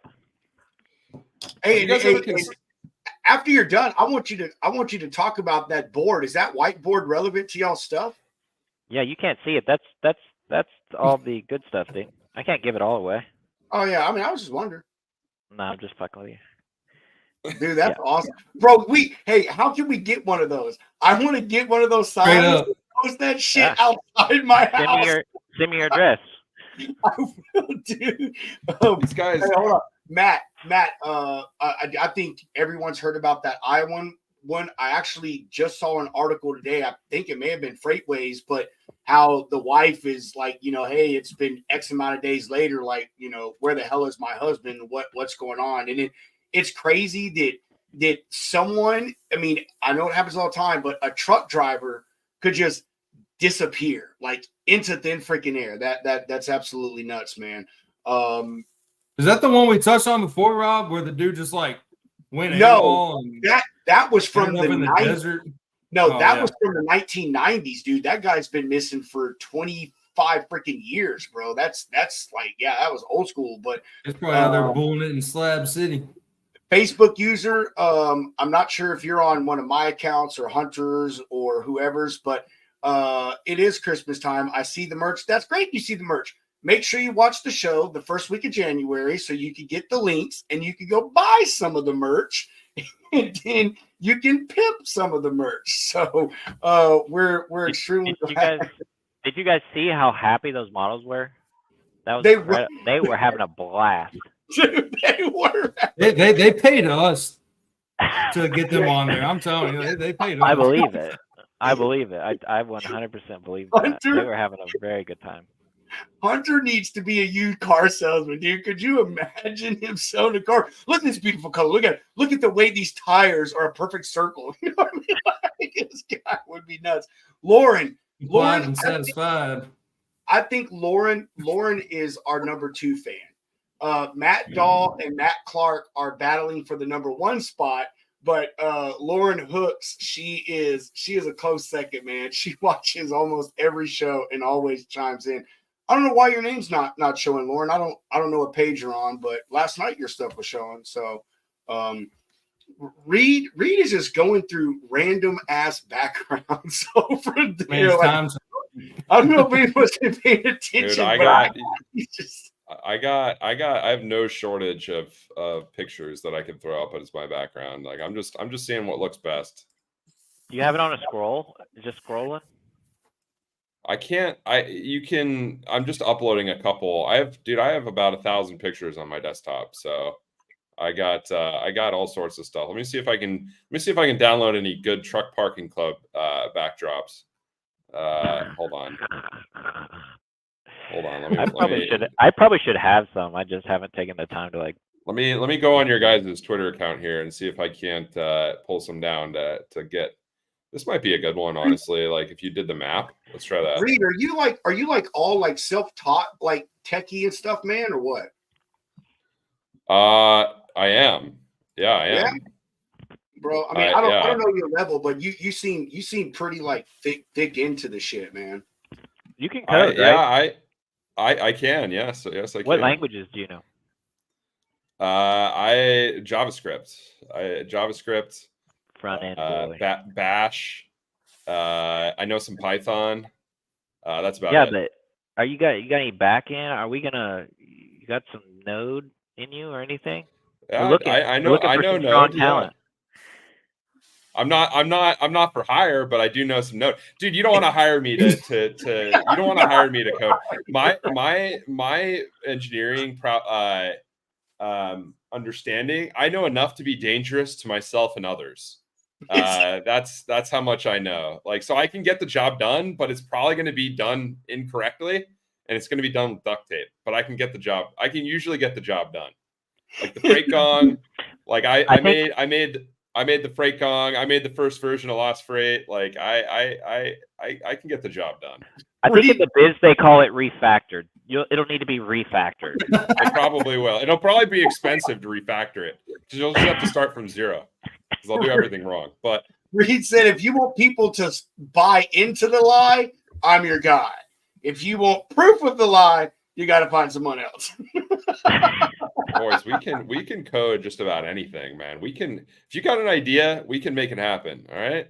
I believe it with all the people I see in that Discord, man. Like, dude, that is just the most random group of folks in that thing, man. Like, I would not be surprised if like fucking Elon Musk just popped up in Reed's Discord. Like, I don't know if y'all are in it, dude. Evan, I don't know if you are, but it is just the most random mix of people in that. Yeah. thing. Bro, we got drivers, we have drivers, and we have like fucking tech bros who've never like even seen, they never leave their dungeon cave. They don't even know what a trucker, they've never talked to a trucker. They built their technology, but they built exactly. their technology. Yeah. Exactly. So yeah, we do not discriminate in the Lost Freight Discord. All right, we got everybody in there.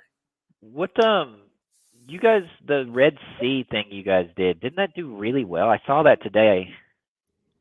Yeah, we had like 3,500 people tune in. That is so cool, man. Yeah, we did a live show on what was it? Was that yesterday? No, it was on Wednesday. It was on Wednesday. That's probably less. 3,500. Is that more or less than how many people are watching us right now? No, dude. Hey, so I'll tell you, man, one thing that Hunter and I hate about StreamYard is, at least on our end, it only shows the live Facebook viewers. Like, part of the reason I lag is honestly because I have like 4 screens pulled up. I have all of our channels, and like right now on the Logistics Lounge LinkedIn, we're at 4.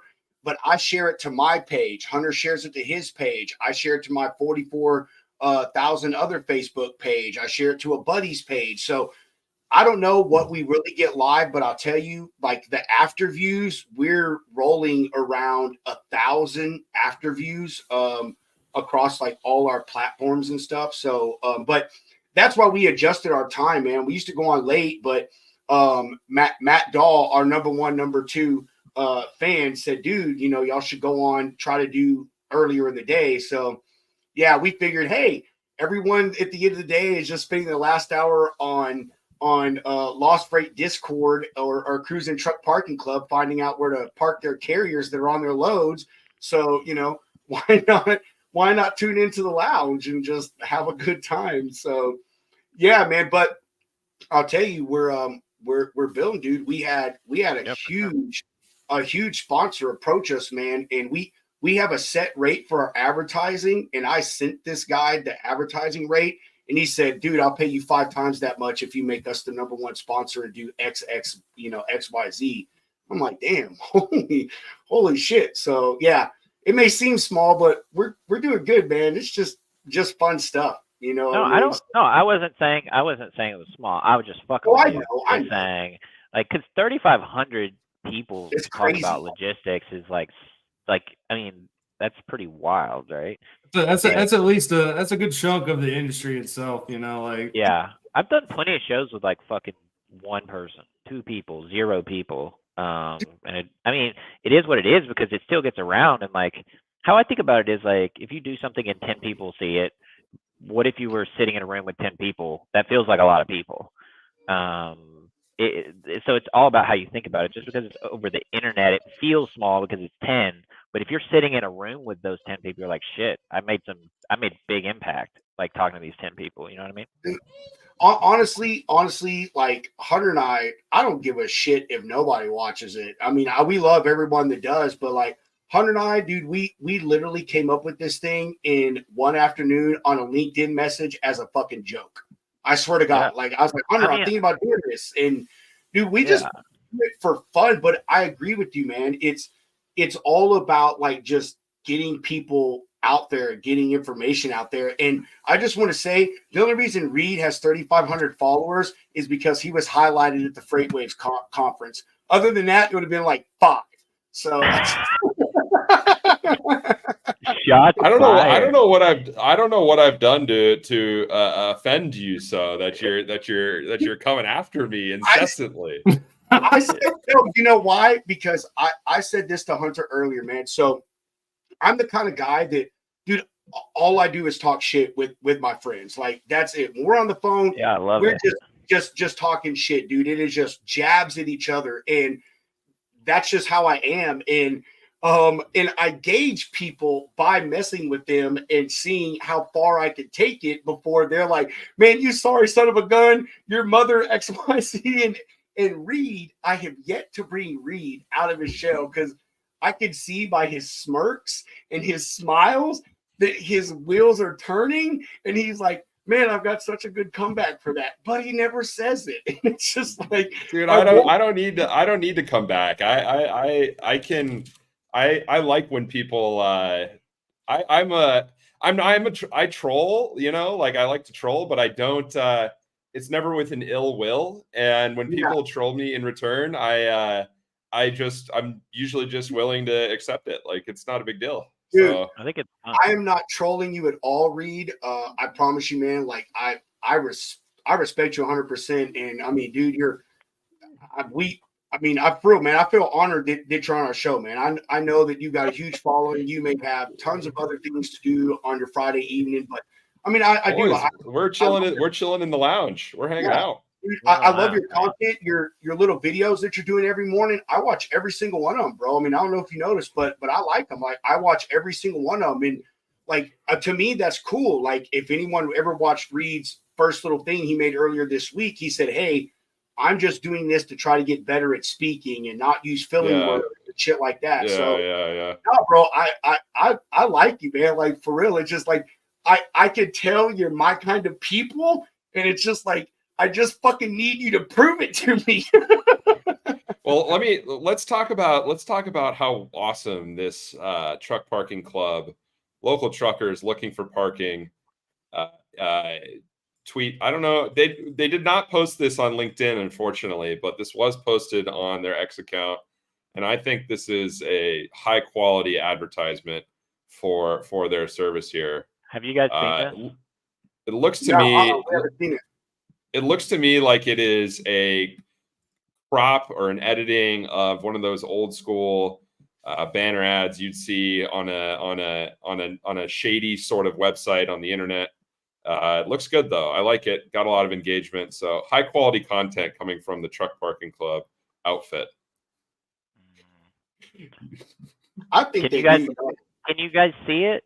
Can you share your screen or something to where they can actually see it? Because they can't appreciate it until they see it. I can. It's like, I can. Yeah. How do I? Okay. Let me see if I can. Hold on. You're asking Reed if he can do some tech shit, bro. Yeah, I know. I'm putting him on. All right. Hold on. Give me a sec here. Give me a sec here. Let's see. Let's go. So Evan, you had any crazy experiences when you've been out on the road? Like any nut houses out there shooting you off their property?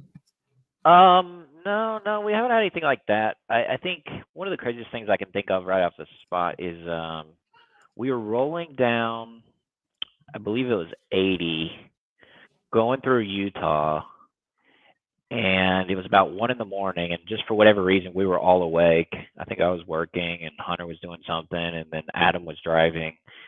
And we were going about 90 because once you get out there in the desert, man, you can just fucking fly. Like, there's nobody around. Like, you just set it at 90 and let it roll.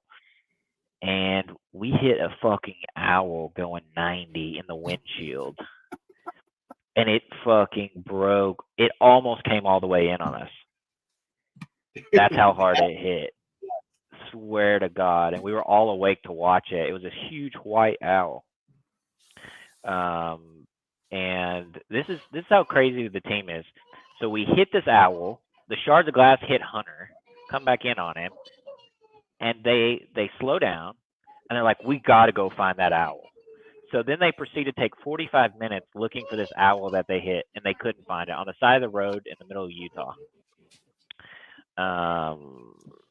So that's the team that we've got. You guys are out. You guys are crazy. That's what it is. Like literally 45 yeah. minutes in the morning looking for an owl that you hit, and they didn't find it, and they were so disappointed. They were like, "Oh my God, like how can we not find this owl?" They looked forever. I was like, "You guys are crazy. Just get back in the van. Let's go." Yeah. Surprised Hunter didn't pick it up and try to get stuffed. There it is.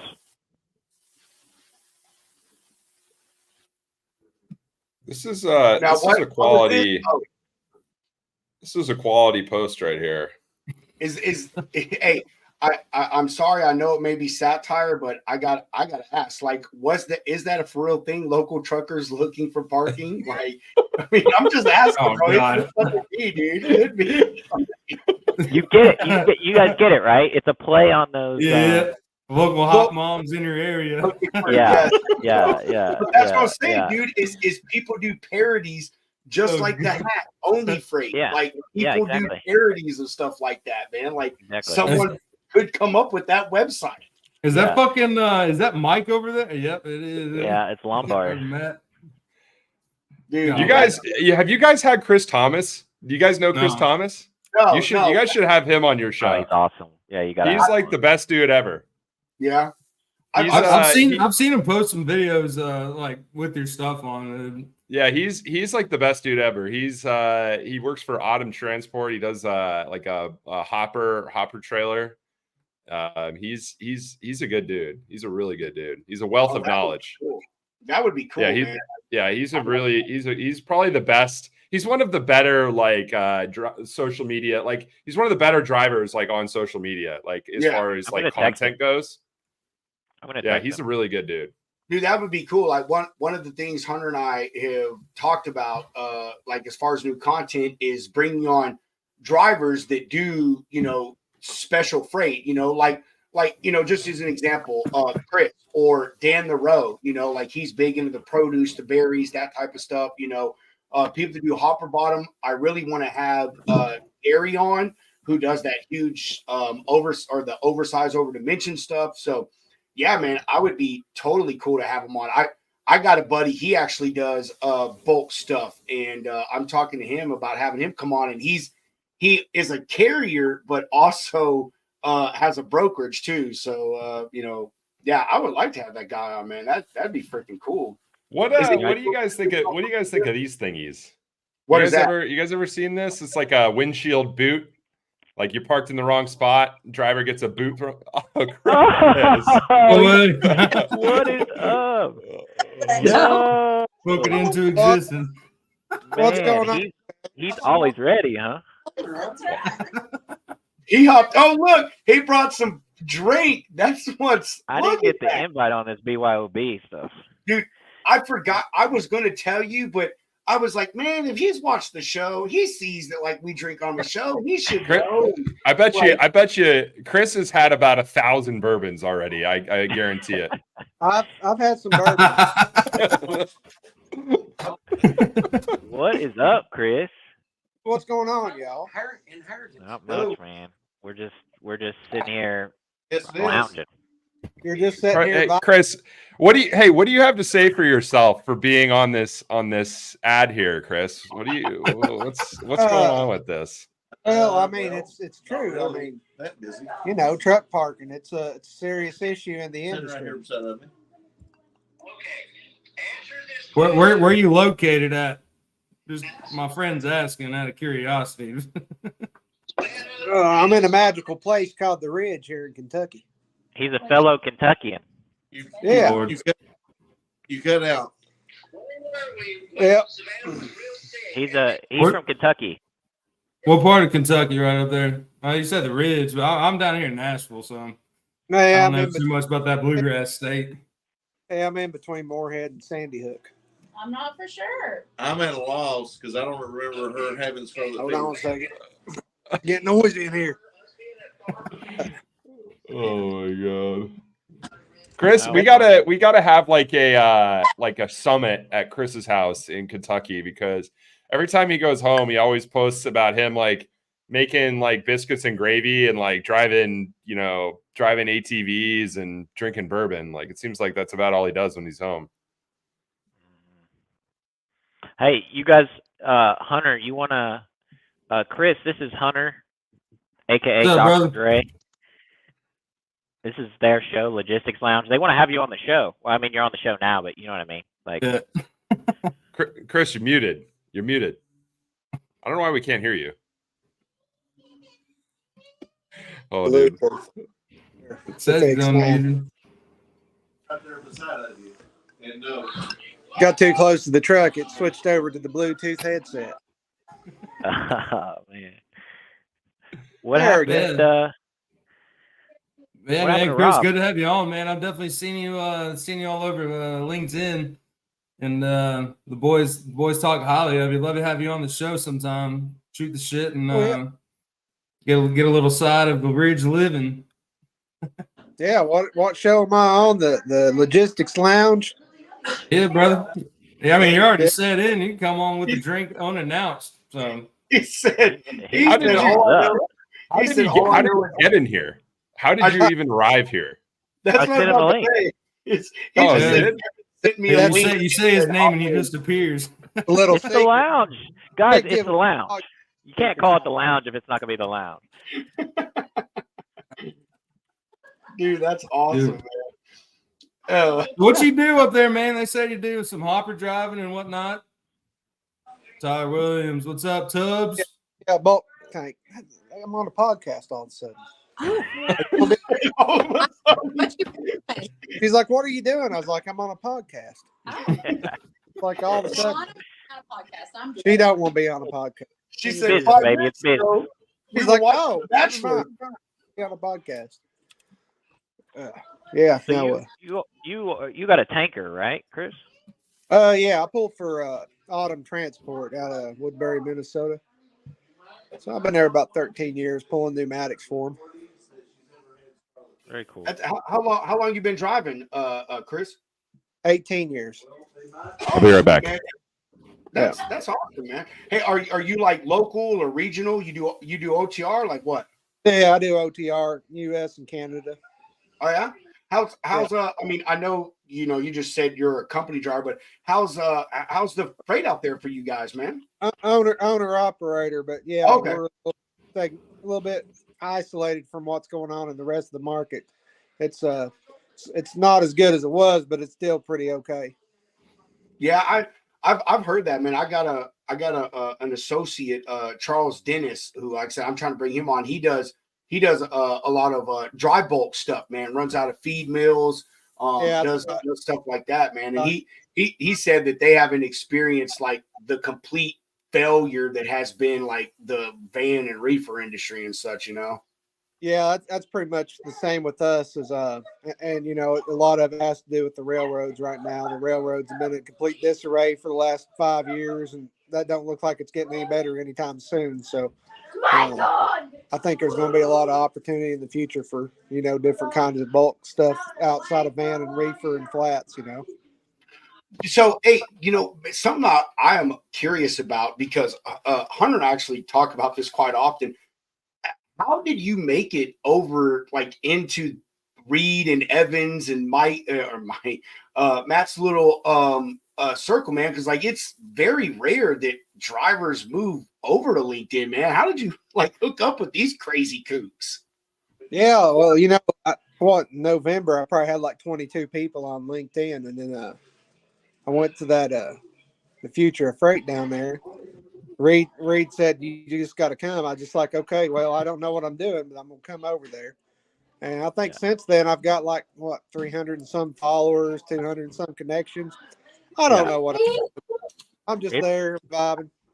Yeah, I say a lot, but it's awesome. It's awesome to see what Chris and like guy like King Spud, which I think he's only on X, but Mike Lombard, I know he got off the road, but he still represents them, and I think it's awesome to see what they're doing, because we need the ability to talk to more drivers. I mean, like, for example, like what we're doing and a bunch of other companies, it's like, if you're not talking to drivers, what are you doing? Podcast. Get off a damn company. Hey, y'all, this is Terry. Hey, Rock Terry. What's going on? Look, do we look like brothers? What? Do we look like brothers? Now, I can't see. Terry's a paramedic, y'all. He's not a paramedic tonight, though.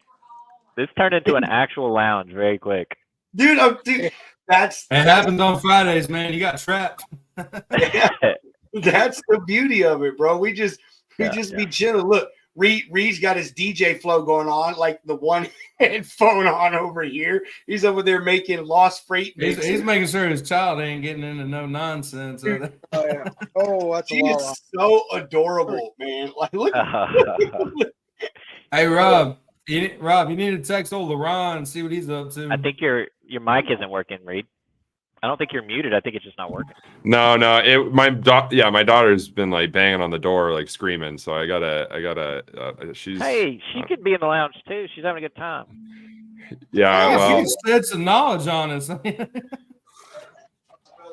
Jesus, shit's going crazy around here. Dude, I'm about to call LeRon right now. I'm calling his wife. I'm calling the boss. Chris, hey, Chris, you got to get on. You gotta get on these guys' show for real sometime and tell the. Hold on 1 sec. Well, oh my God. Where to find me? Just hit me up. We'll get on there and talk. Yeah, dude, I would love to have you on, man. Like, seriously, bro. I love drivers in like niche freight, like what you do. I think it's really interesting because everyone just highlights van, reefer, flatbed. No one really talks about the bulk or the tanker yankers. You know what I mean? The OD guys, the OS guy. You know what I'm saying? So we're gonna hook up, man, for sure. Yeah, there's just a lot more that goes to it, right? There's a lot more that goes into that kind of segment of freight than just sitting and bumping a dock or, hitting an appointment time. You got a lot of in-between stuff to do, like cleaning the tank and making sure that everything's, kosher for the next load and no contamination, stuff like that. Dude, hey, can you go to regular washouts, bro? Like, can you go to the Blue Beacon and get your stuff? Not a Blue Beacon per se. It just depends on what you got. Like, some things you can wash out with a water hose. Some things you might need a little bit more sophisticated technology or more sophisticated wash systems. And that's out there. Yeah. They're pretty expensive. Pretty pricey. Yeah, I bet it is, man. I was a reefer driver most of my stuff, dude. And depending on what I hauled, if I had to go get a washout and then a sanitization and then a deodorizer, like, dude, I could easily leave a Blue Beacon, bro, dropping $200 like it was nothing, man. And I used to see specialized guys come behind me, and I'm like, man, like, I bet their shit is going to be like $500 to wash that trailer out, man. $200 would be a lot load. I mean, some washes can get up to $800, probably $1,000. Oh my God. Golly. Oh, dude, I hope you roll that back onto the broker or the customer. Fortunately for me, I'm just a pampered owner operator. My carrier takes care of all that part of the contract. A lot of times when I talk to guys, they're like, "Oh, you're only getting 65% of the load." And I'm like, "Yeah, it's 65%, but my overhead's pretty low compared to what is the rest out there. So, it's not that bad. That's crazy. So like what is one thing that you haul that like is the most I guess like intensive as far as the load itself, and then like also getting washed out, man. I don't know what all you haul in your trailer or whatever. Yeah, gluten. Really? Yeah, wheat gluten. No shit. Why is that? The stuff turns to concrete. You don't get it out of the tank just right. It sets up faster than Quikrete. I mean, it's a solid mass inside that trailer. Once it sets up, there's no getting it out. You're going to have to sit there and chisel it out or do something. It's going to set it up there and all the crevices really hard, really fast. So, that's something you got to have somebody that's really skilled, really knows what they're doing. Usually brush it out first before they hit it with water, and then you got to argue with them to get them to do it the right way. So, yeah, there's a lot of challenges to it. That's for sure. That is nuts, man. Like, dude, like I'm just, I mean, I say it all the time. I'm just like a geek about trucking, man. And it's so weird how different everything is, man, from running flatbed to reefer to the tanker. And like I only learned, man, I was a driver for a while, and I learned after I got out of the truck that just because you haul a tanker doesn't mean that you need a tanker license. Like I got a buddy, he hauls a tanker, but all he does is dry bulk. And he's like, dude, I don't need a tanker license for that stuff. And I was like, man, really? And you only need liquid. So yeah. I know. And the fact that like, dry vans, even if you haul a bunch of liquid, like you need a tanker endorsement. So I don't know. I think all that stuff it's weird how specialized things work and such. Yeah. So Chris, are you dealing with brokers? Are y'all running like primarily direct, or how's that work? Because obviously, from what I understand, pretty much any kind of bulk or dry bulk or liquid, it's so specialized and stuff that there's not a whole lot of brokerage going on in that segment. And just from everybody I've talked to over the years, it's just too hard to really get in. Mostly because it's such a specialized skill set and such a specialized knowledge base. Usually a broker will come in there, and if they try to broker it, they're going to end up with a carrier that's got, 20, 30 years of experience of doing this stuff. So it's, it's kind of risky for that broker probably to even put it out there on the market, because customers are going to be like, hey, the broker didn't tell me this. What can you tell me about my product? And the next thing you know, the relationship's built. So, it's kind of a hard place to get in there, but I'll often talk my carrier up, Autumn Transport. They're just a great carrier, family owned. They've been around since the early 80s, late 70s, honestly. They're in Minnesota, and they just, as far as experience, they've got a lot of good experience, a lot of good operators running for them. Yeah, I understand what you're saying. I mean, as a broker, when you first start off, you just, throw darts at the board. You just call whatever company you can find and stuff. And I since day one have never tried to mess with things that I don't understand. But when I've ran across like tanker loads or bulk loads, period, like I immediately turn it down. As soon as they tell me that, like, I'm like, yeah, sorry, not my thing. I don't know what to do, because it is, like you said, it's so niche and specialized. It's like, if you go on DAT, I don't think you'll see a single freaking bulk load, maybe a handful of tanker loads, if that's it. And in my Facebook group, I get people all the time that ask, where do I find bulk loads? Where do I find tanker loads? And for that explicit reason, like, I don't get involved in it. It's like, man, I don't know. I don't even know where I'd find a carrier for this stuff at. And I honestly think that a lot of the shippers that do that stuff, they know that brokers can't do it, and they've already got carriers that can, that they've been dealing with, and they're just like, I'm just going to tell this guy stuff, and they're going to be like, yeah, I don't know what to do with that, and I'm going to just walk away. So, yeah, y'all stuff is really, really specialized, man. It really is. Yeah, they're as far as load boards to deal with bulk, the only one that I know of is Bulk Loads now.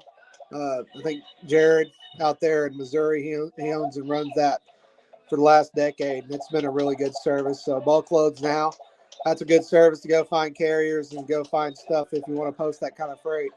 But yeah, I mean, it's, it's just, occasionally I've hauled some loads for C.H. Robinson. I think it come along. I think, people don't know how to get it on the load board, so they just throw it out there and hope somebody grabs a hold of it. There's stuff out there, obviously, but a lot of it, like I said, it's just, it's a really tight market. I feel like everybody kind of knows the major players in it, and it's kind of good relationship between a lot of people. So is this what you're gonna do forever as a driver, Chris? Like, if you feel like you found your niche? Yeah, I mean, I'm pretty happy with it. Obviously would love to do super loads. That would be, if I could do anything in the world, I'd probably be at like the biggest, the heaviest haul stuff ever was. But that's a hard market to crack into, and I'm not really sure I want to take the step back to pursue that path at this point. Yeah, I'm glad that like you say you found your thing, man, because a lot of brokers, there's a ton of brokers out there that talk about finding your niche, like that's the thing you do.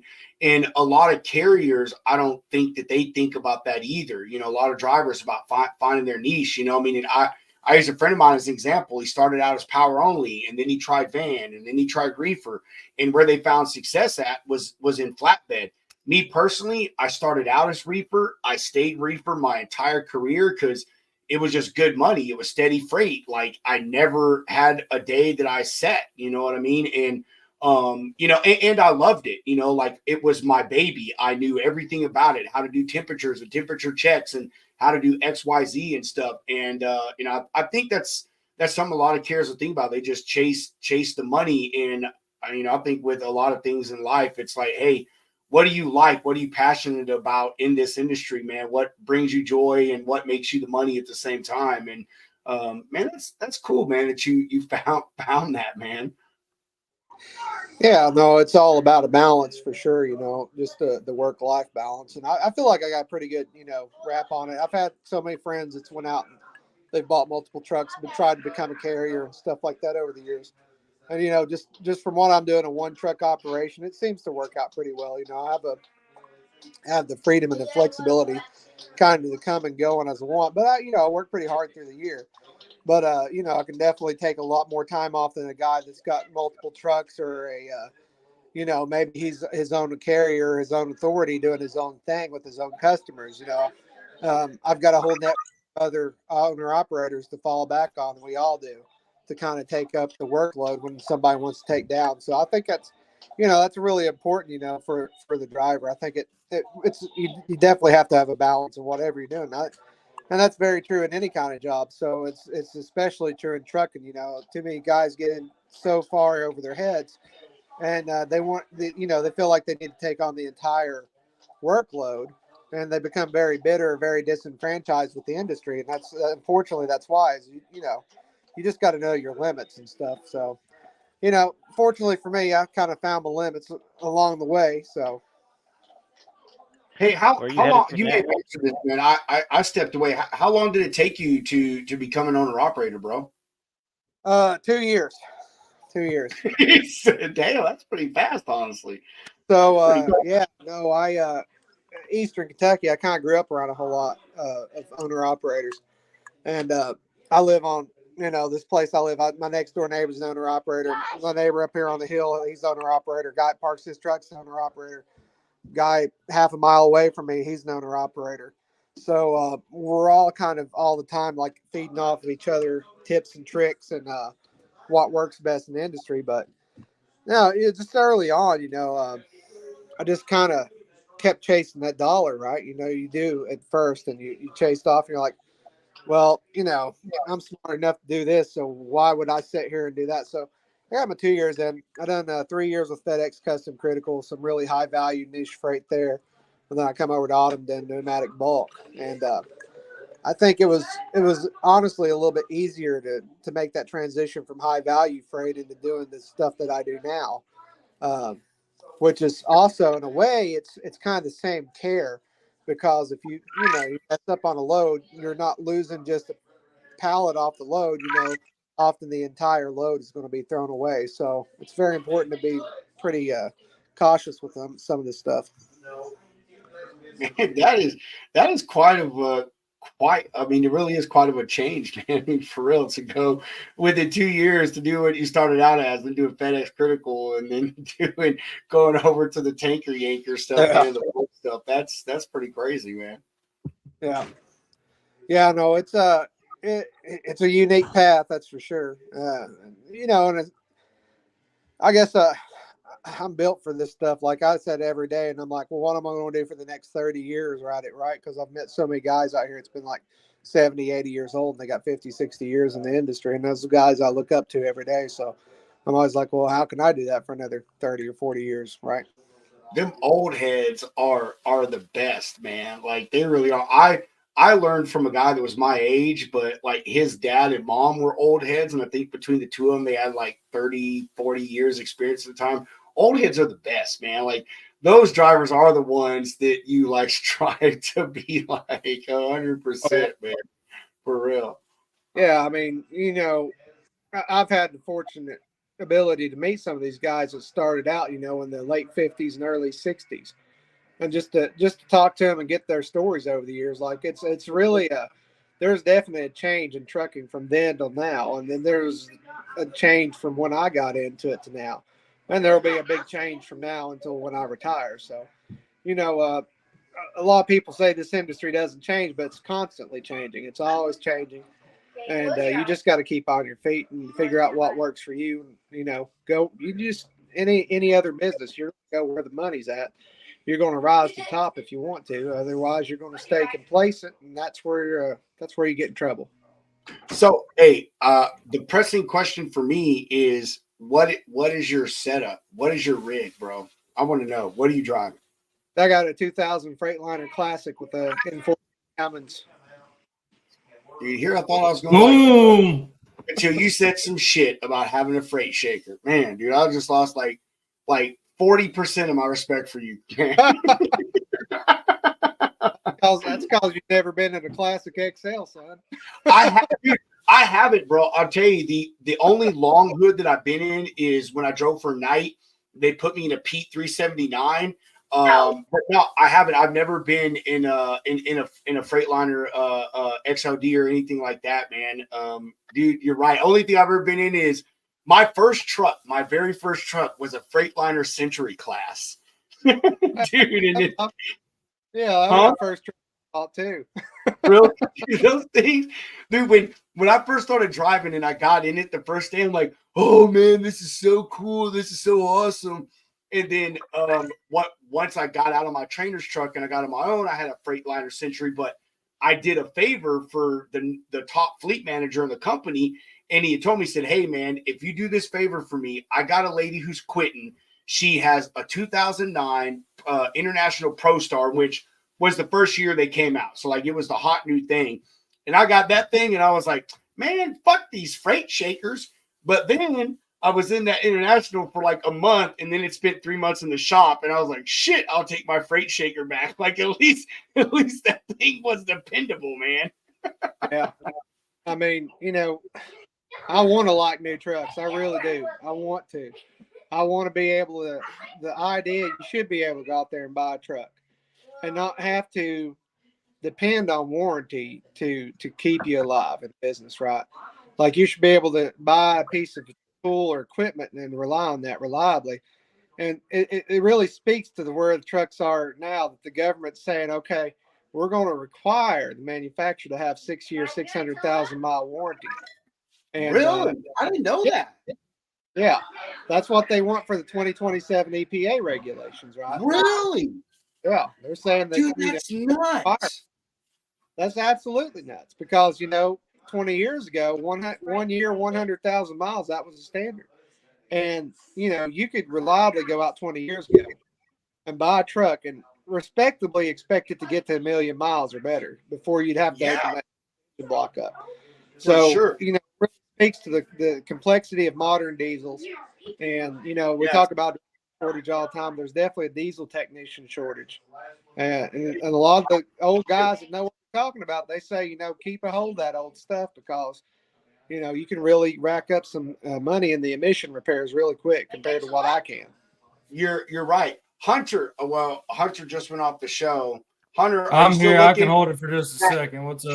Cat brought this in to shove it in your face. Hey, That's her whoa. homemade lasagna. I'll That go looks on and drop it on the great. computer. I'm starving. That looks so good. I told her, I said, is the lasagna done? Come shove it in Hunter's face. Anyway, since lasagna is done, I'm about ready to chop out. Plus, I You only guys have got to a have few Chris beers. on the show. Dude, Chris, Chris, glad you messaged me. I just looked down there and I was taking a sip of that bourbon right there. I'm drinking Old Elk right now. Pretty good bourbon. Hey, Chris, we're gonna go ahead and go since you're busy, man. I'm getting off here. yeah. Hey, Chris, we're leaving. We're leaving. Yeah, I'm gonna hook up with you, Chris, man, so we can have you back on the show, bro. Like I love having drivers, dude.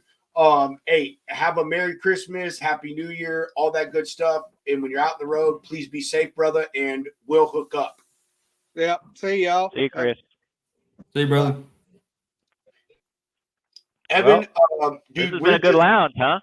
I appreciate, yeah, man, dude. We had some strong views, man. Like up on Facebook, we were well into double digits. On LinkedIn, we were like 9 just in the lounge. And again, I don't know what it was on our other channels and stuff because it doesn't record it. So, dude, you made the Friday before Christmas, Evan. Like, Are you like yes. Oh, yeah. Hunter, she said, "Here's dessert." Looks like a poop pie right there, a little poop pie. Bro, my wife does everything from scratch. But Evan, again, man, I just appreciate you like chopping out time, man. Like I said, I know you get a lot of these things because I follow y'all, man. So I know you're on a lot. And you know, I mean, we just want to put out, our whole thing is informative freaking content, man. And you know, the fact that what y'all are tackling is such a huge issue. And I know that you've only touched a very small part of the real market that is out there as far as the carriers. You know what I mean? Bringing this stuff to the forefront. You know, getting visibility and shit on it and stuff. And that's you know, it obviously is an important thing not only for you as a business owner, you know, to make money off this, but you know, also these carriers, man, who don't, like I said, who know come 5 or 6 o'clock, you're not finding a spot at the Pilot of the Flying J. You know what I mean? But where am I going to go? What am I going to do? And you know, the service you guys offer, and you know, as you said, your competitors can't keep pace, man.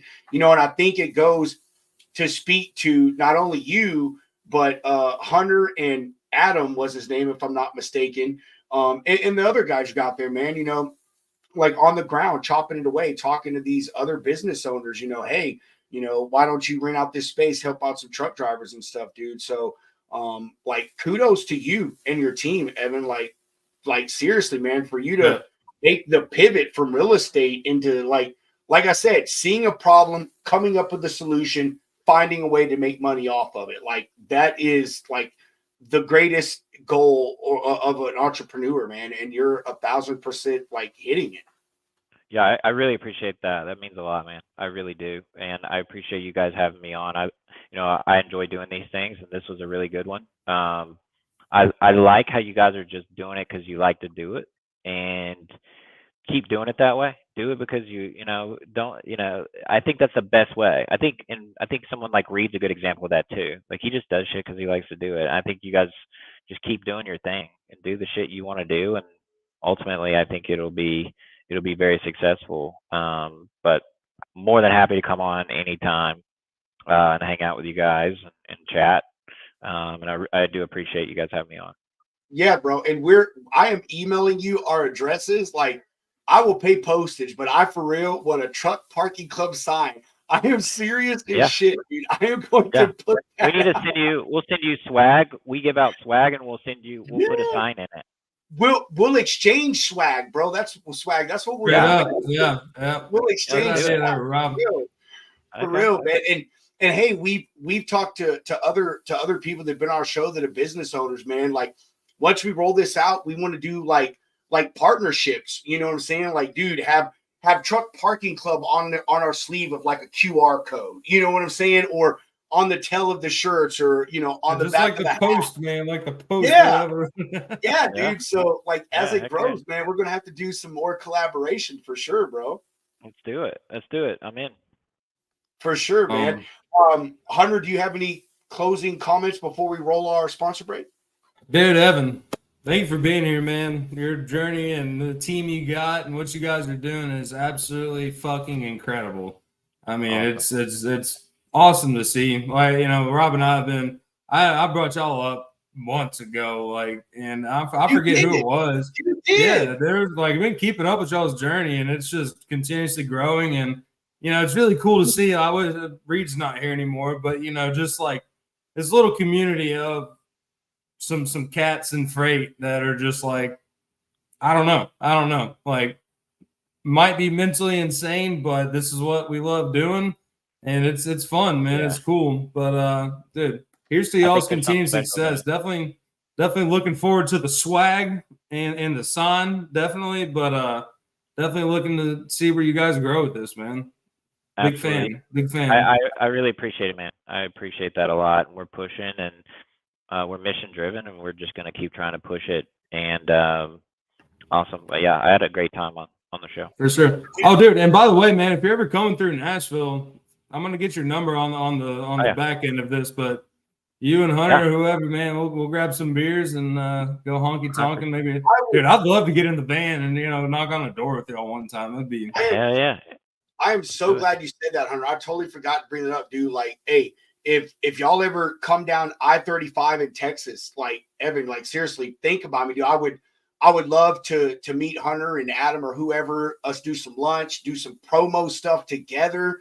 Like, man, that would be freaking phenomenal, man. 100%. There is a very strong chance that we'll be going through Dallas. So you're like Fort Worth?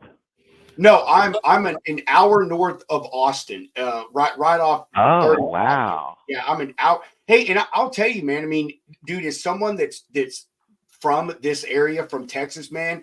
I don't know how much market research you guys do, whatever, but I'm telling you, Evan, this is a humongous untapped area. Like, dude, there are so many truckers out of here, man. Like, I mean, there's a guy in my neighborhood. He parks his truck on the side of the freaking road, man. Like I said, I can drive 5 minutes from here, dude. There's probably 10 trucks parked at this one spot that I know of right down the road, dude. So a huge untouched market, over here, So yeah, y'all ever come through here, man, up and down I-35, like I said, I'm an hour north of Austin.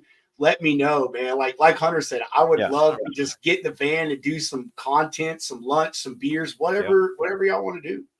Yeah, for sure. So we're only a couple of hours away from you, Hunter. So we'll probably see you pretty soon. But I'll definitely make note of that next time we're going around Austin. We've got a gap between like San Antonio and Fort Worth. So I noticed that, bro. Yeah, so we'll be working on that probably over the next few weeks and months.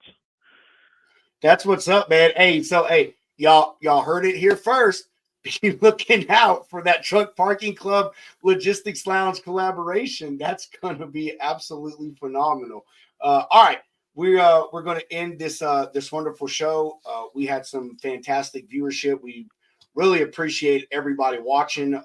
Hopefully, if you're tuning into the later part of the show, go back and look at the first hour. Evan really touched on what their mission, their goal is with Truck Parking Club. As y'all know, Truck Parking Club or truck parking across the country is a severe issue. The government, like we know, they only make problems worse. They never solve anything. It takes people like Evan and his team in the private industry to truly solve problems.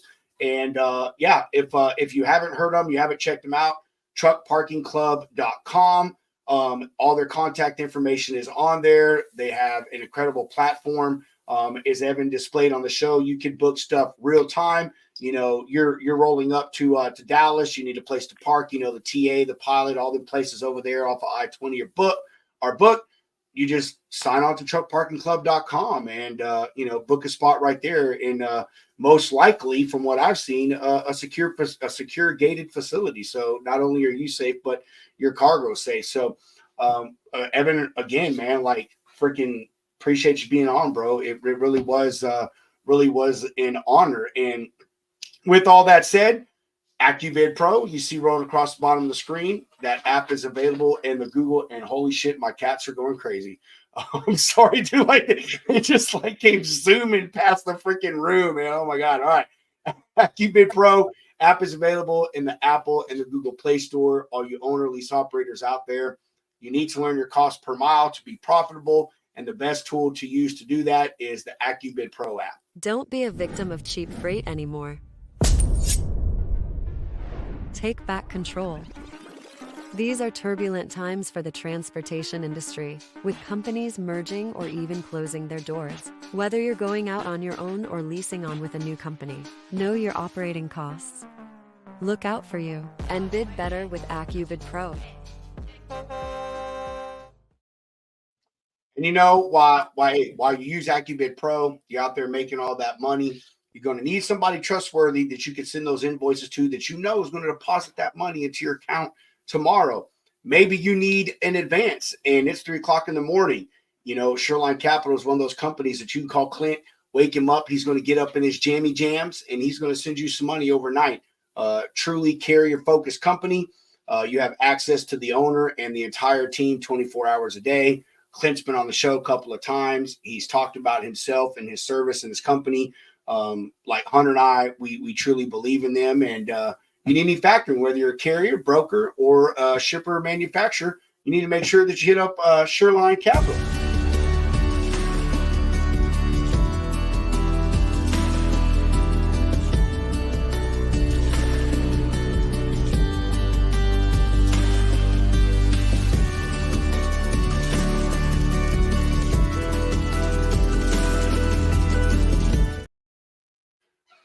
Super sickness. Man, I love our show. You know what, Evan? You got to admit, bro, you don't go on any other shows that have sick ass videos like we have, dude. Not even close. Exactly. You don't do that. Hunter came up with that. He was like, Rob, we got to do this shit. It's the special touch. Just a little. It's Did like you hear the cheer. beat? Did you hear the beat on that one ad? I was like, whoa. Like, holy shit. I'm gonna send you the video that we made for you, bro, just so like you can like parody it or make fun of it or whatever you want to do, man. So because we make them custom for every single guest, man. So you're the only one that'll get one like that. I know it seems dorky, but to us it seems kind of cool, man. Yeah, it's definitely memorable. I mean, it's going back to what I was saying. You do what you like to do, you know? Yeah, bro. Evan, do you have any closing comments? You want to drop another plug for y'all? Actually, matter of fact, give me a second. I'm going to pull up y'all's branding. There you go. If you want to say anything. Yeah, no, I enjoyed the show. You can catch us at truckparkingclub.com. Like Rob said, all our information is on there. You can also call our 24/7 customer service, 888-899-PARK. That's 888-899-7275. 24/7 customer service made up of former drivers. If you have any questions about the app, about the location, or just in general, feel free to give them a call 24/7. And yeah, appreciate it, guys. Dude, for sure. Hunter, you have any closing comments, my brother, before we end our final show of the year? Truckparkingclub.com. Check them out. But, well said. Yeah. Yep. But yeah, it's been a good ride, y'all, since August 1st till now. And I can't wait to see what next year brings. And thank y'all for being here. For sure, bro. I second that. And don't forget about the merch drop. That's for sure, right? I think I pumped Evan up enough. I mean, if y'all tune in the show, I mean, the name of his company fucking says it all. You know what I mean? I mean, if that doesn't tell you how valuable of a service that they offer, then I don't know how many more clues you need. Evan may need a Barney at level for you. But I just want to say to run off Hunter, like, we really appreciate everybody that has been with us along on this journey. As I like to say in some of my posts, I truly appreciate y'all being willing victims to what we got going on here. We started a few months ago, started out with a few followers. Our page is almost at 500 right now. It's only been up for 4 weeks. We've had some amazing guests like Evan here, Reed, John Brewer, Michael Vincent, a lot of great people. We have a lot of amazing content coming up in 2024. Again, like Hunter said, be on the lookout for the merch store opening up. That'll be on the first week of January. We really appreciate y'all. And if you like what we're doing, just like, follow, give us a share, all that blah, blah, blah. Personally, I think Hunter and I put out some amazing content. If y'all follow us on LinkedIn and Facebook, you see it's news, it's fucking memes, it's everything. Like, it's just everything logistics, and that's what we want to do. We just love doing this, and until we stop love doing it, we're just going to continue to put out whatever kind of content we want. And if you don't like it, don't watch it. But we really hope you do like it. We really hope you do watch it. So with all that said, we're going to bid adieu to 2023. As I like to always say, chunk the deuces. Hunter, will you please roll that beautiful bean footage? Absolutely.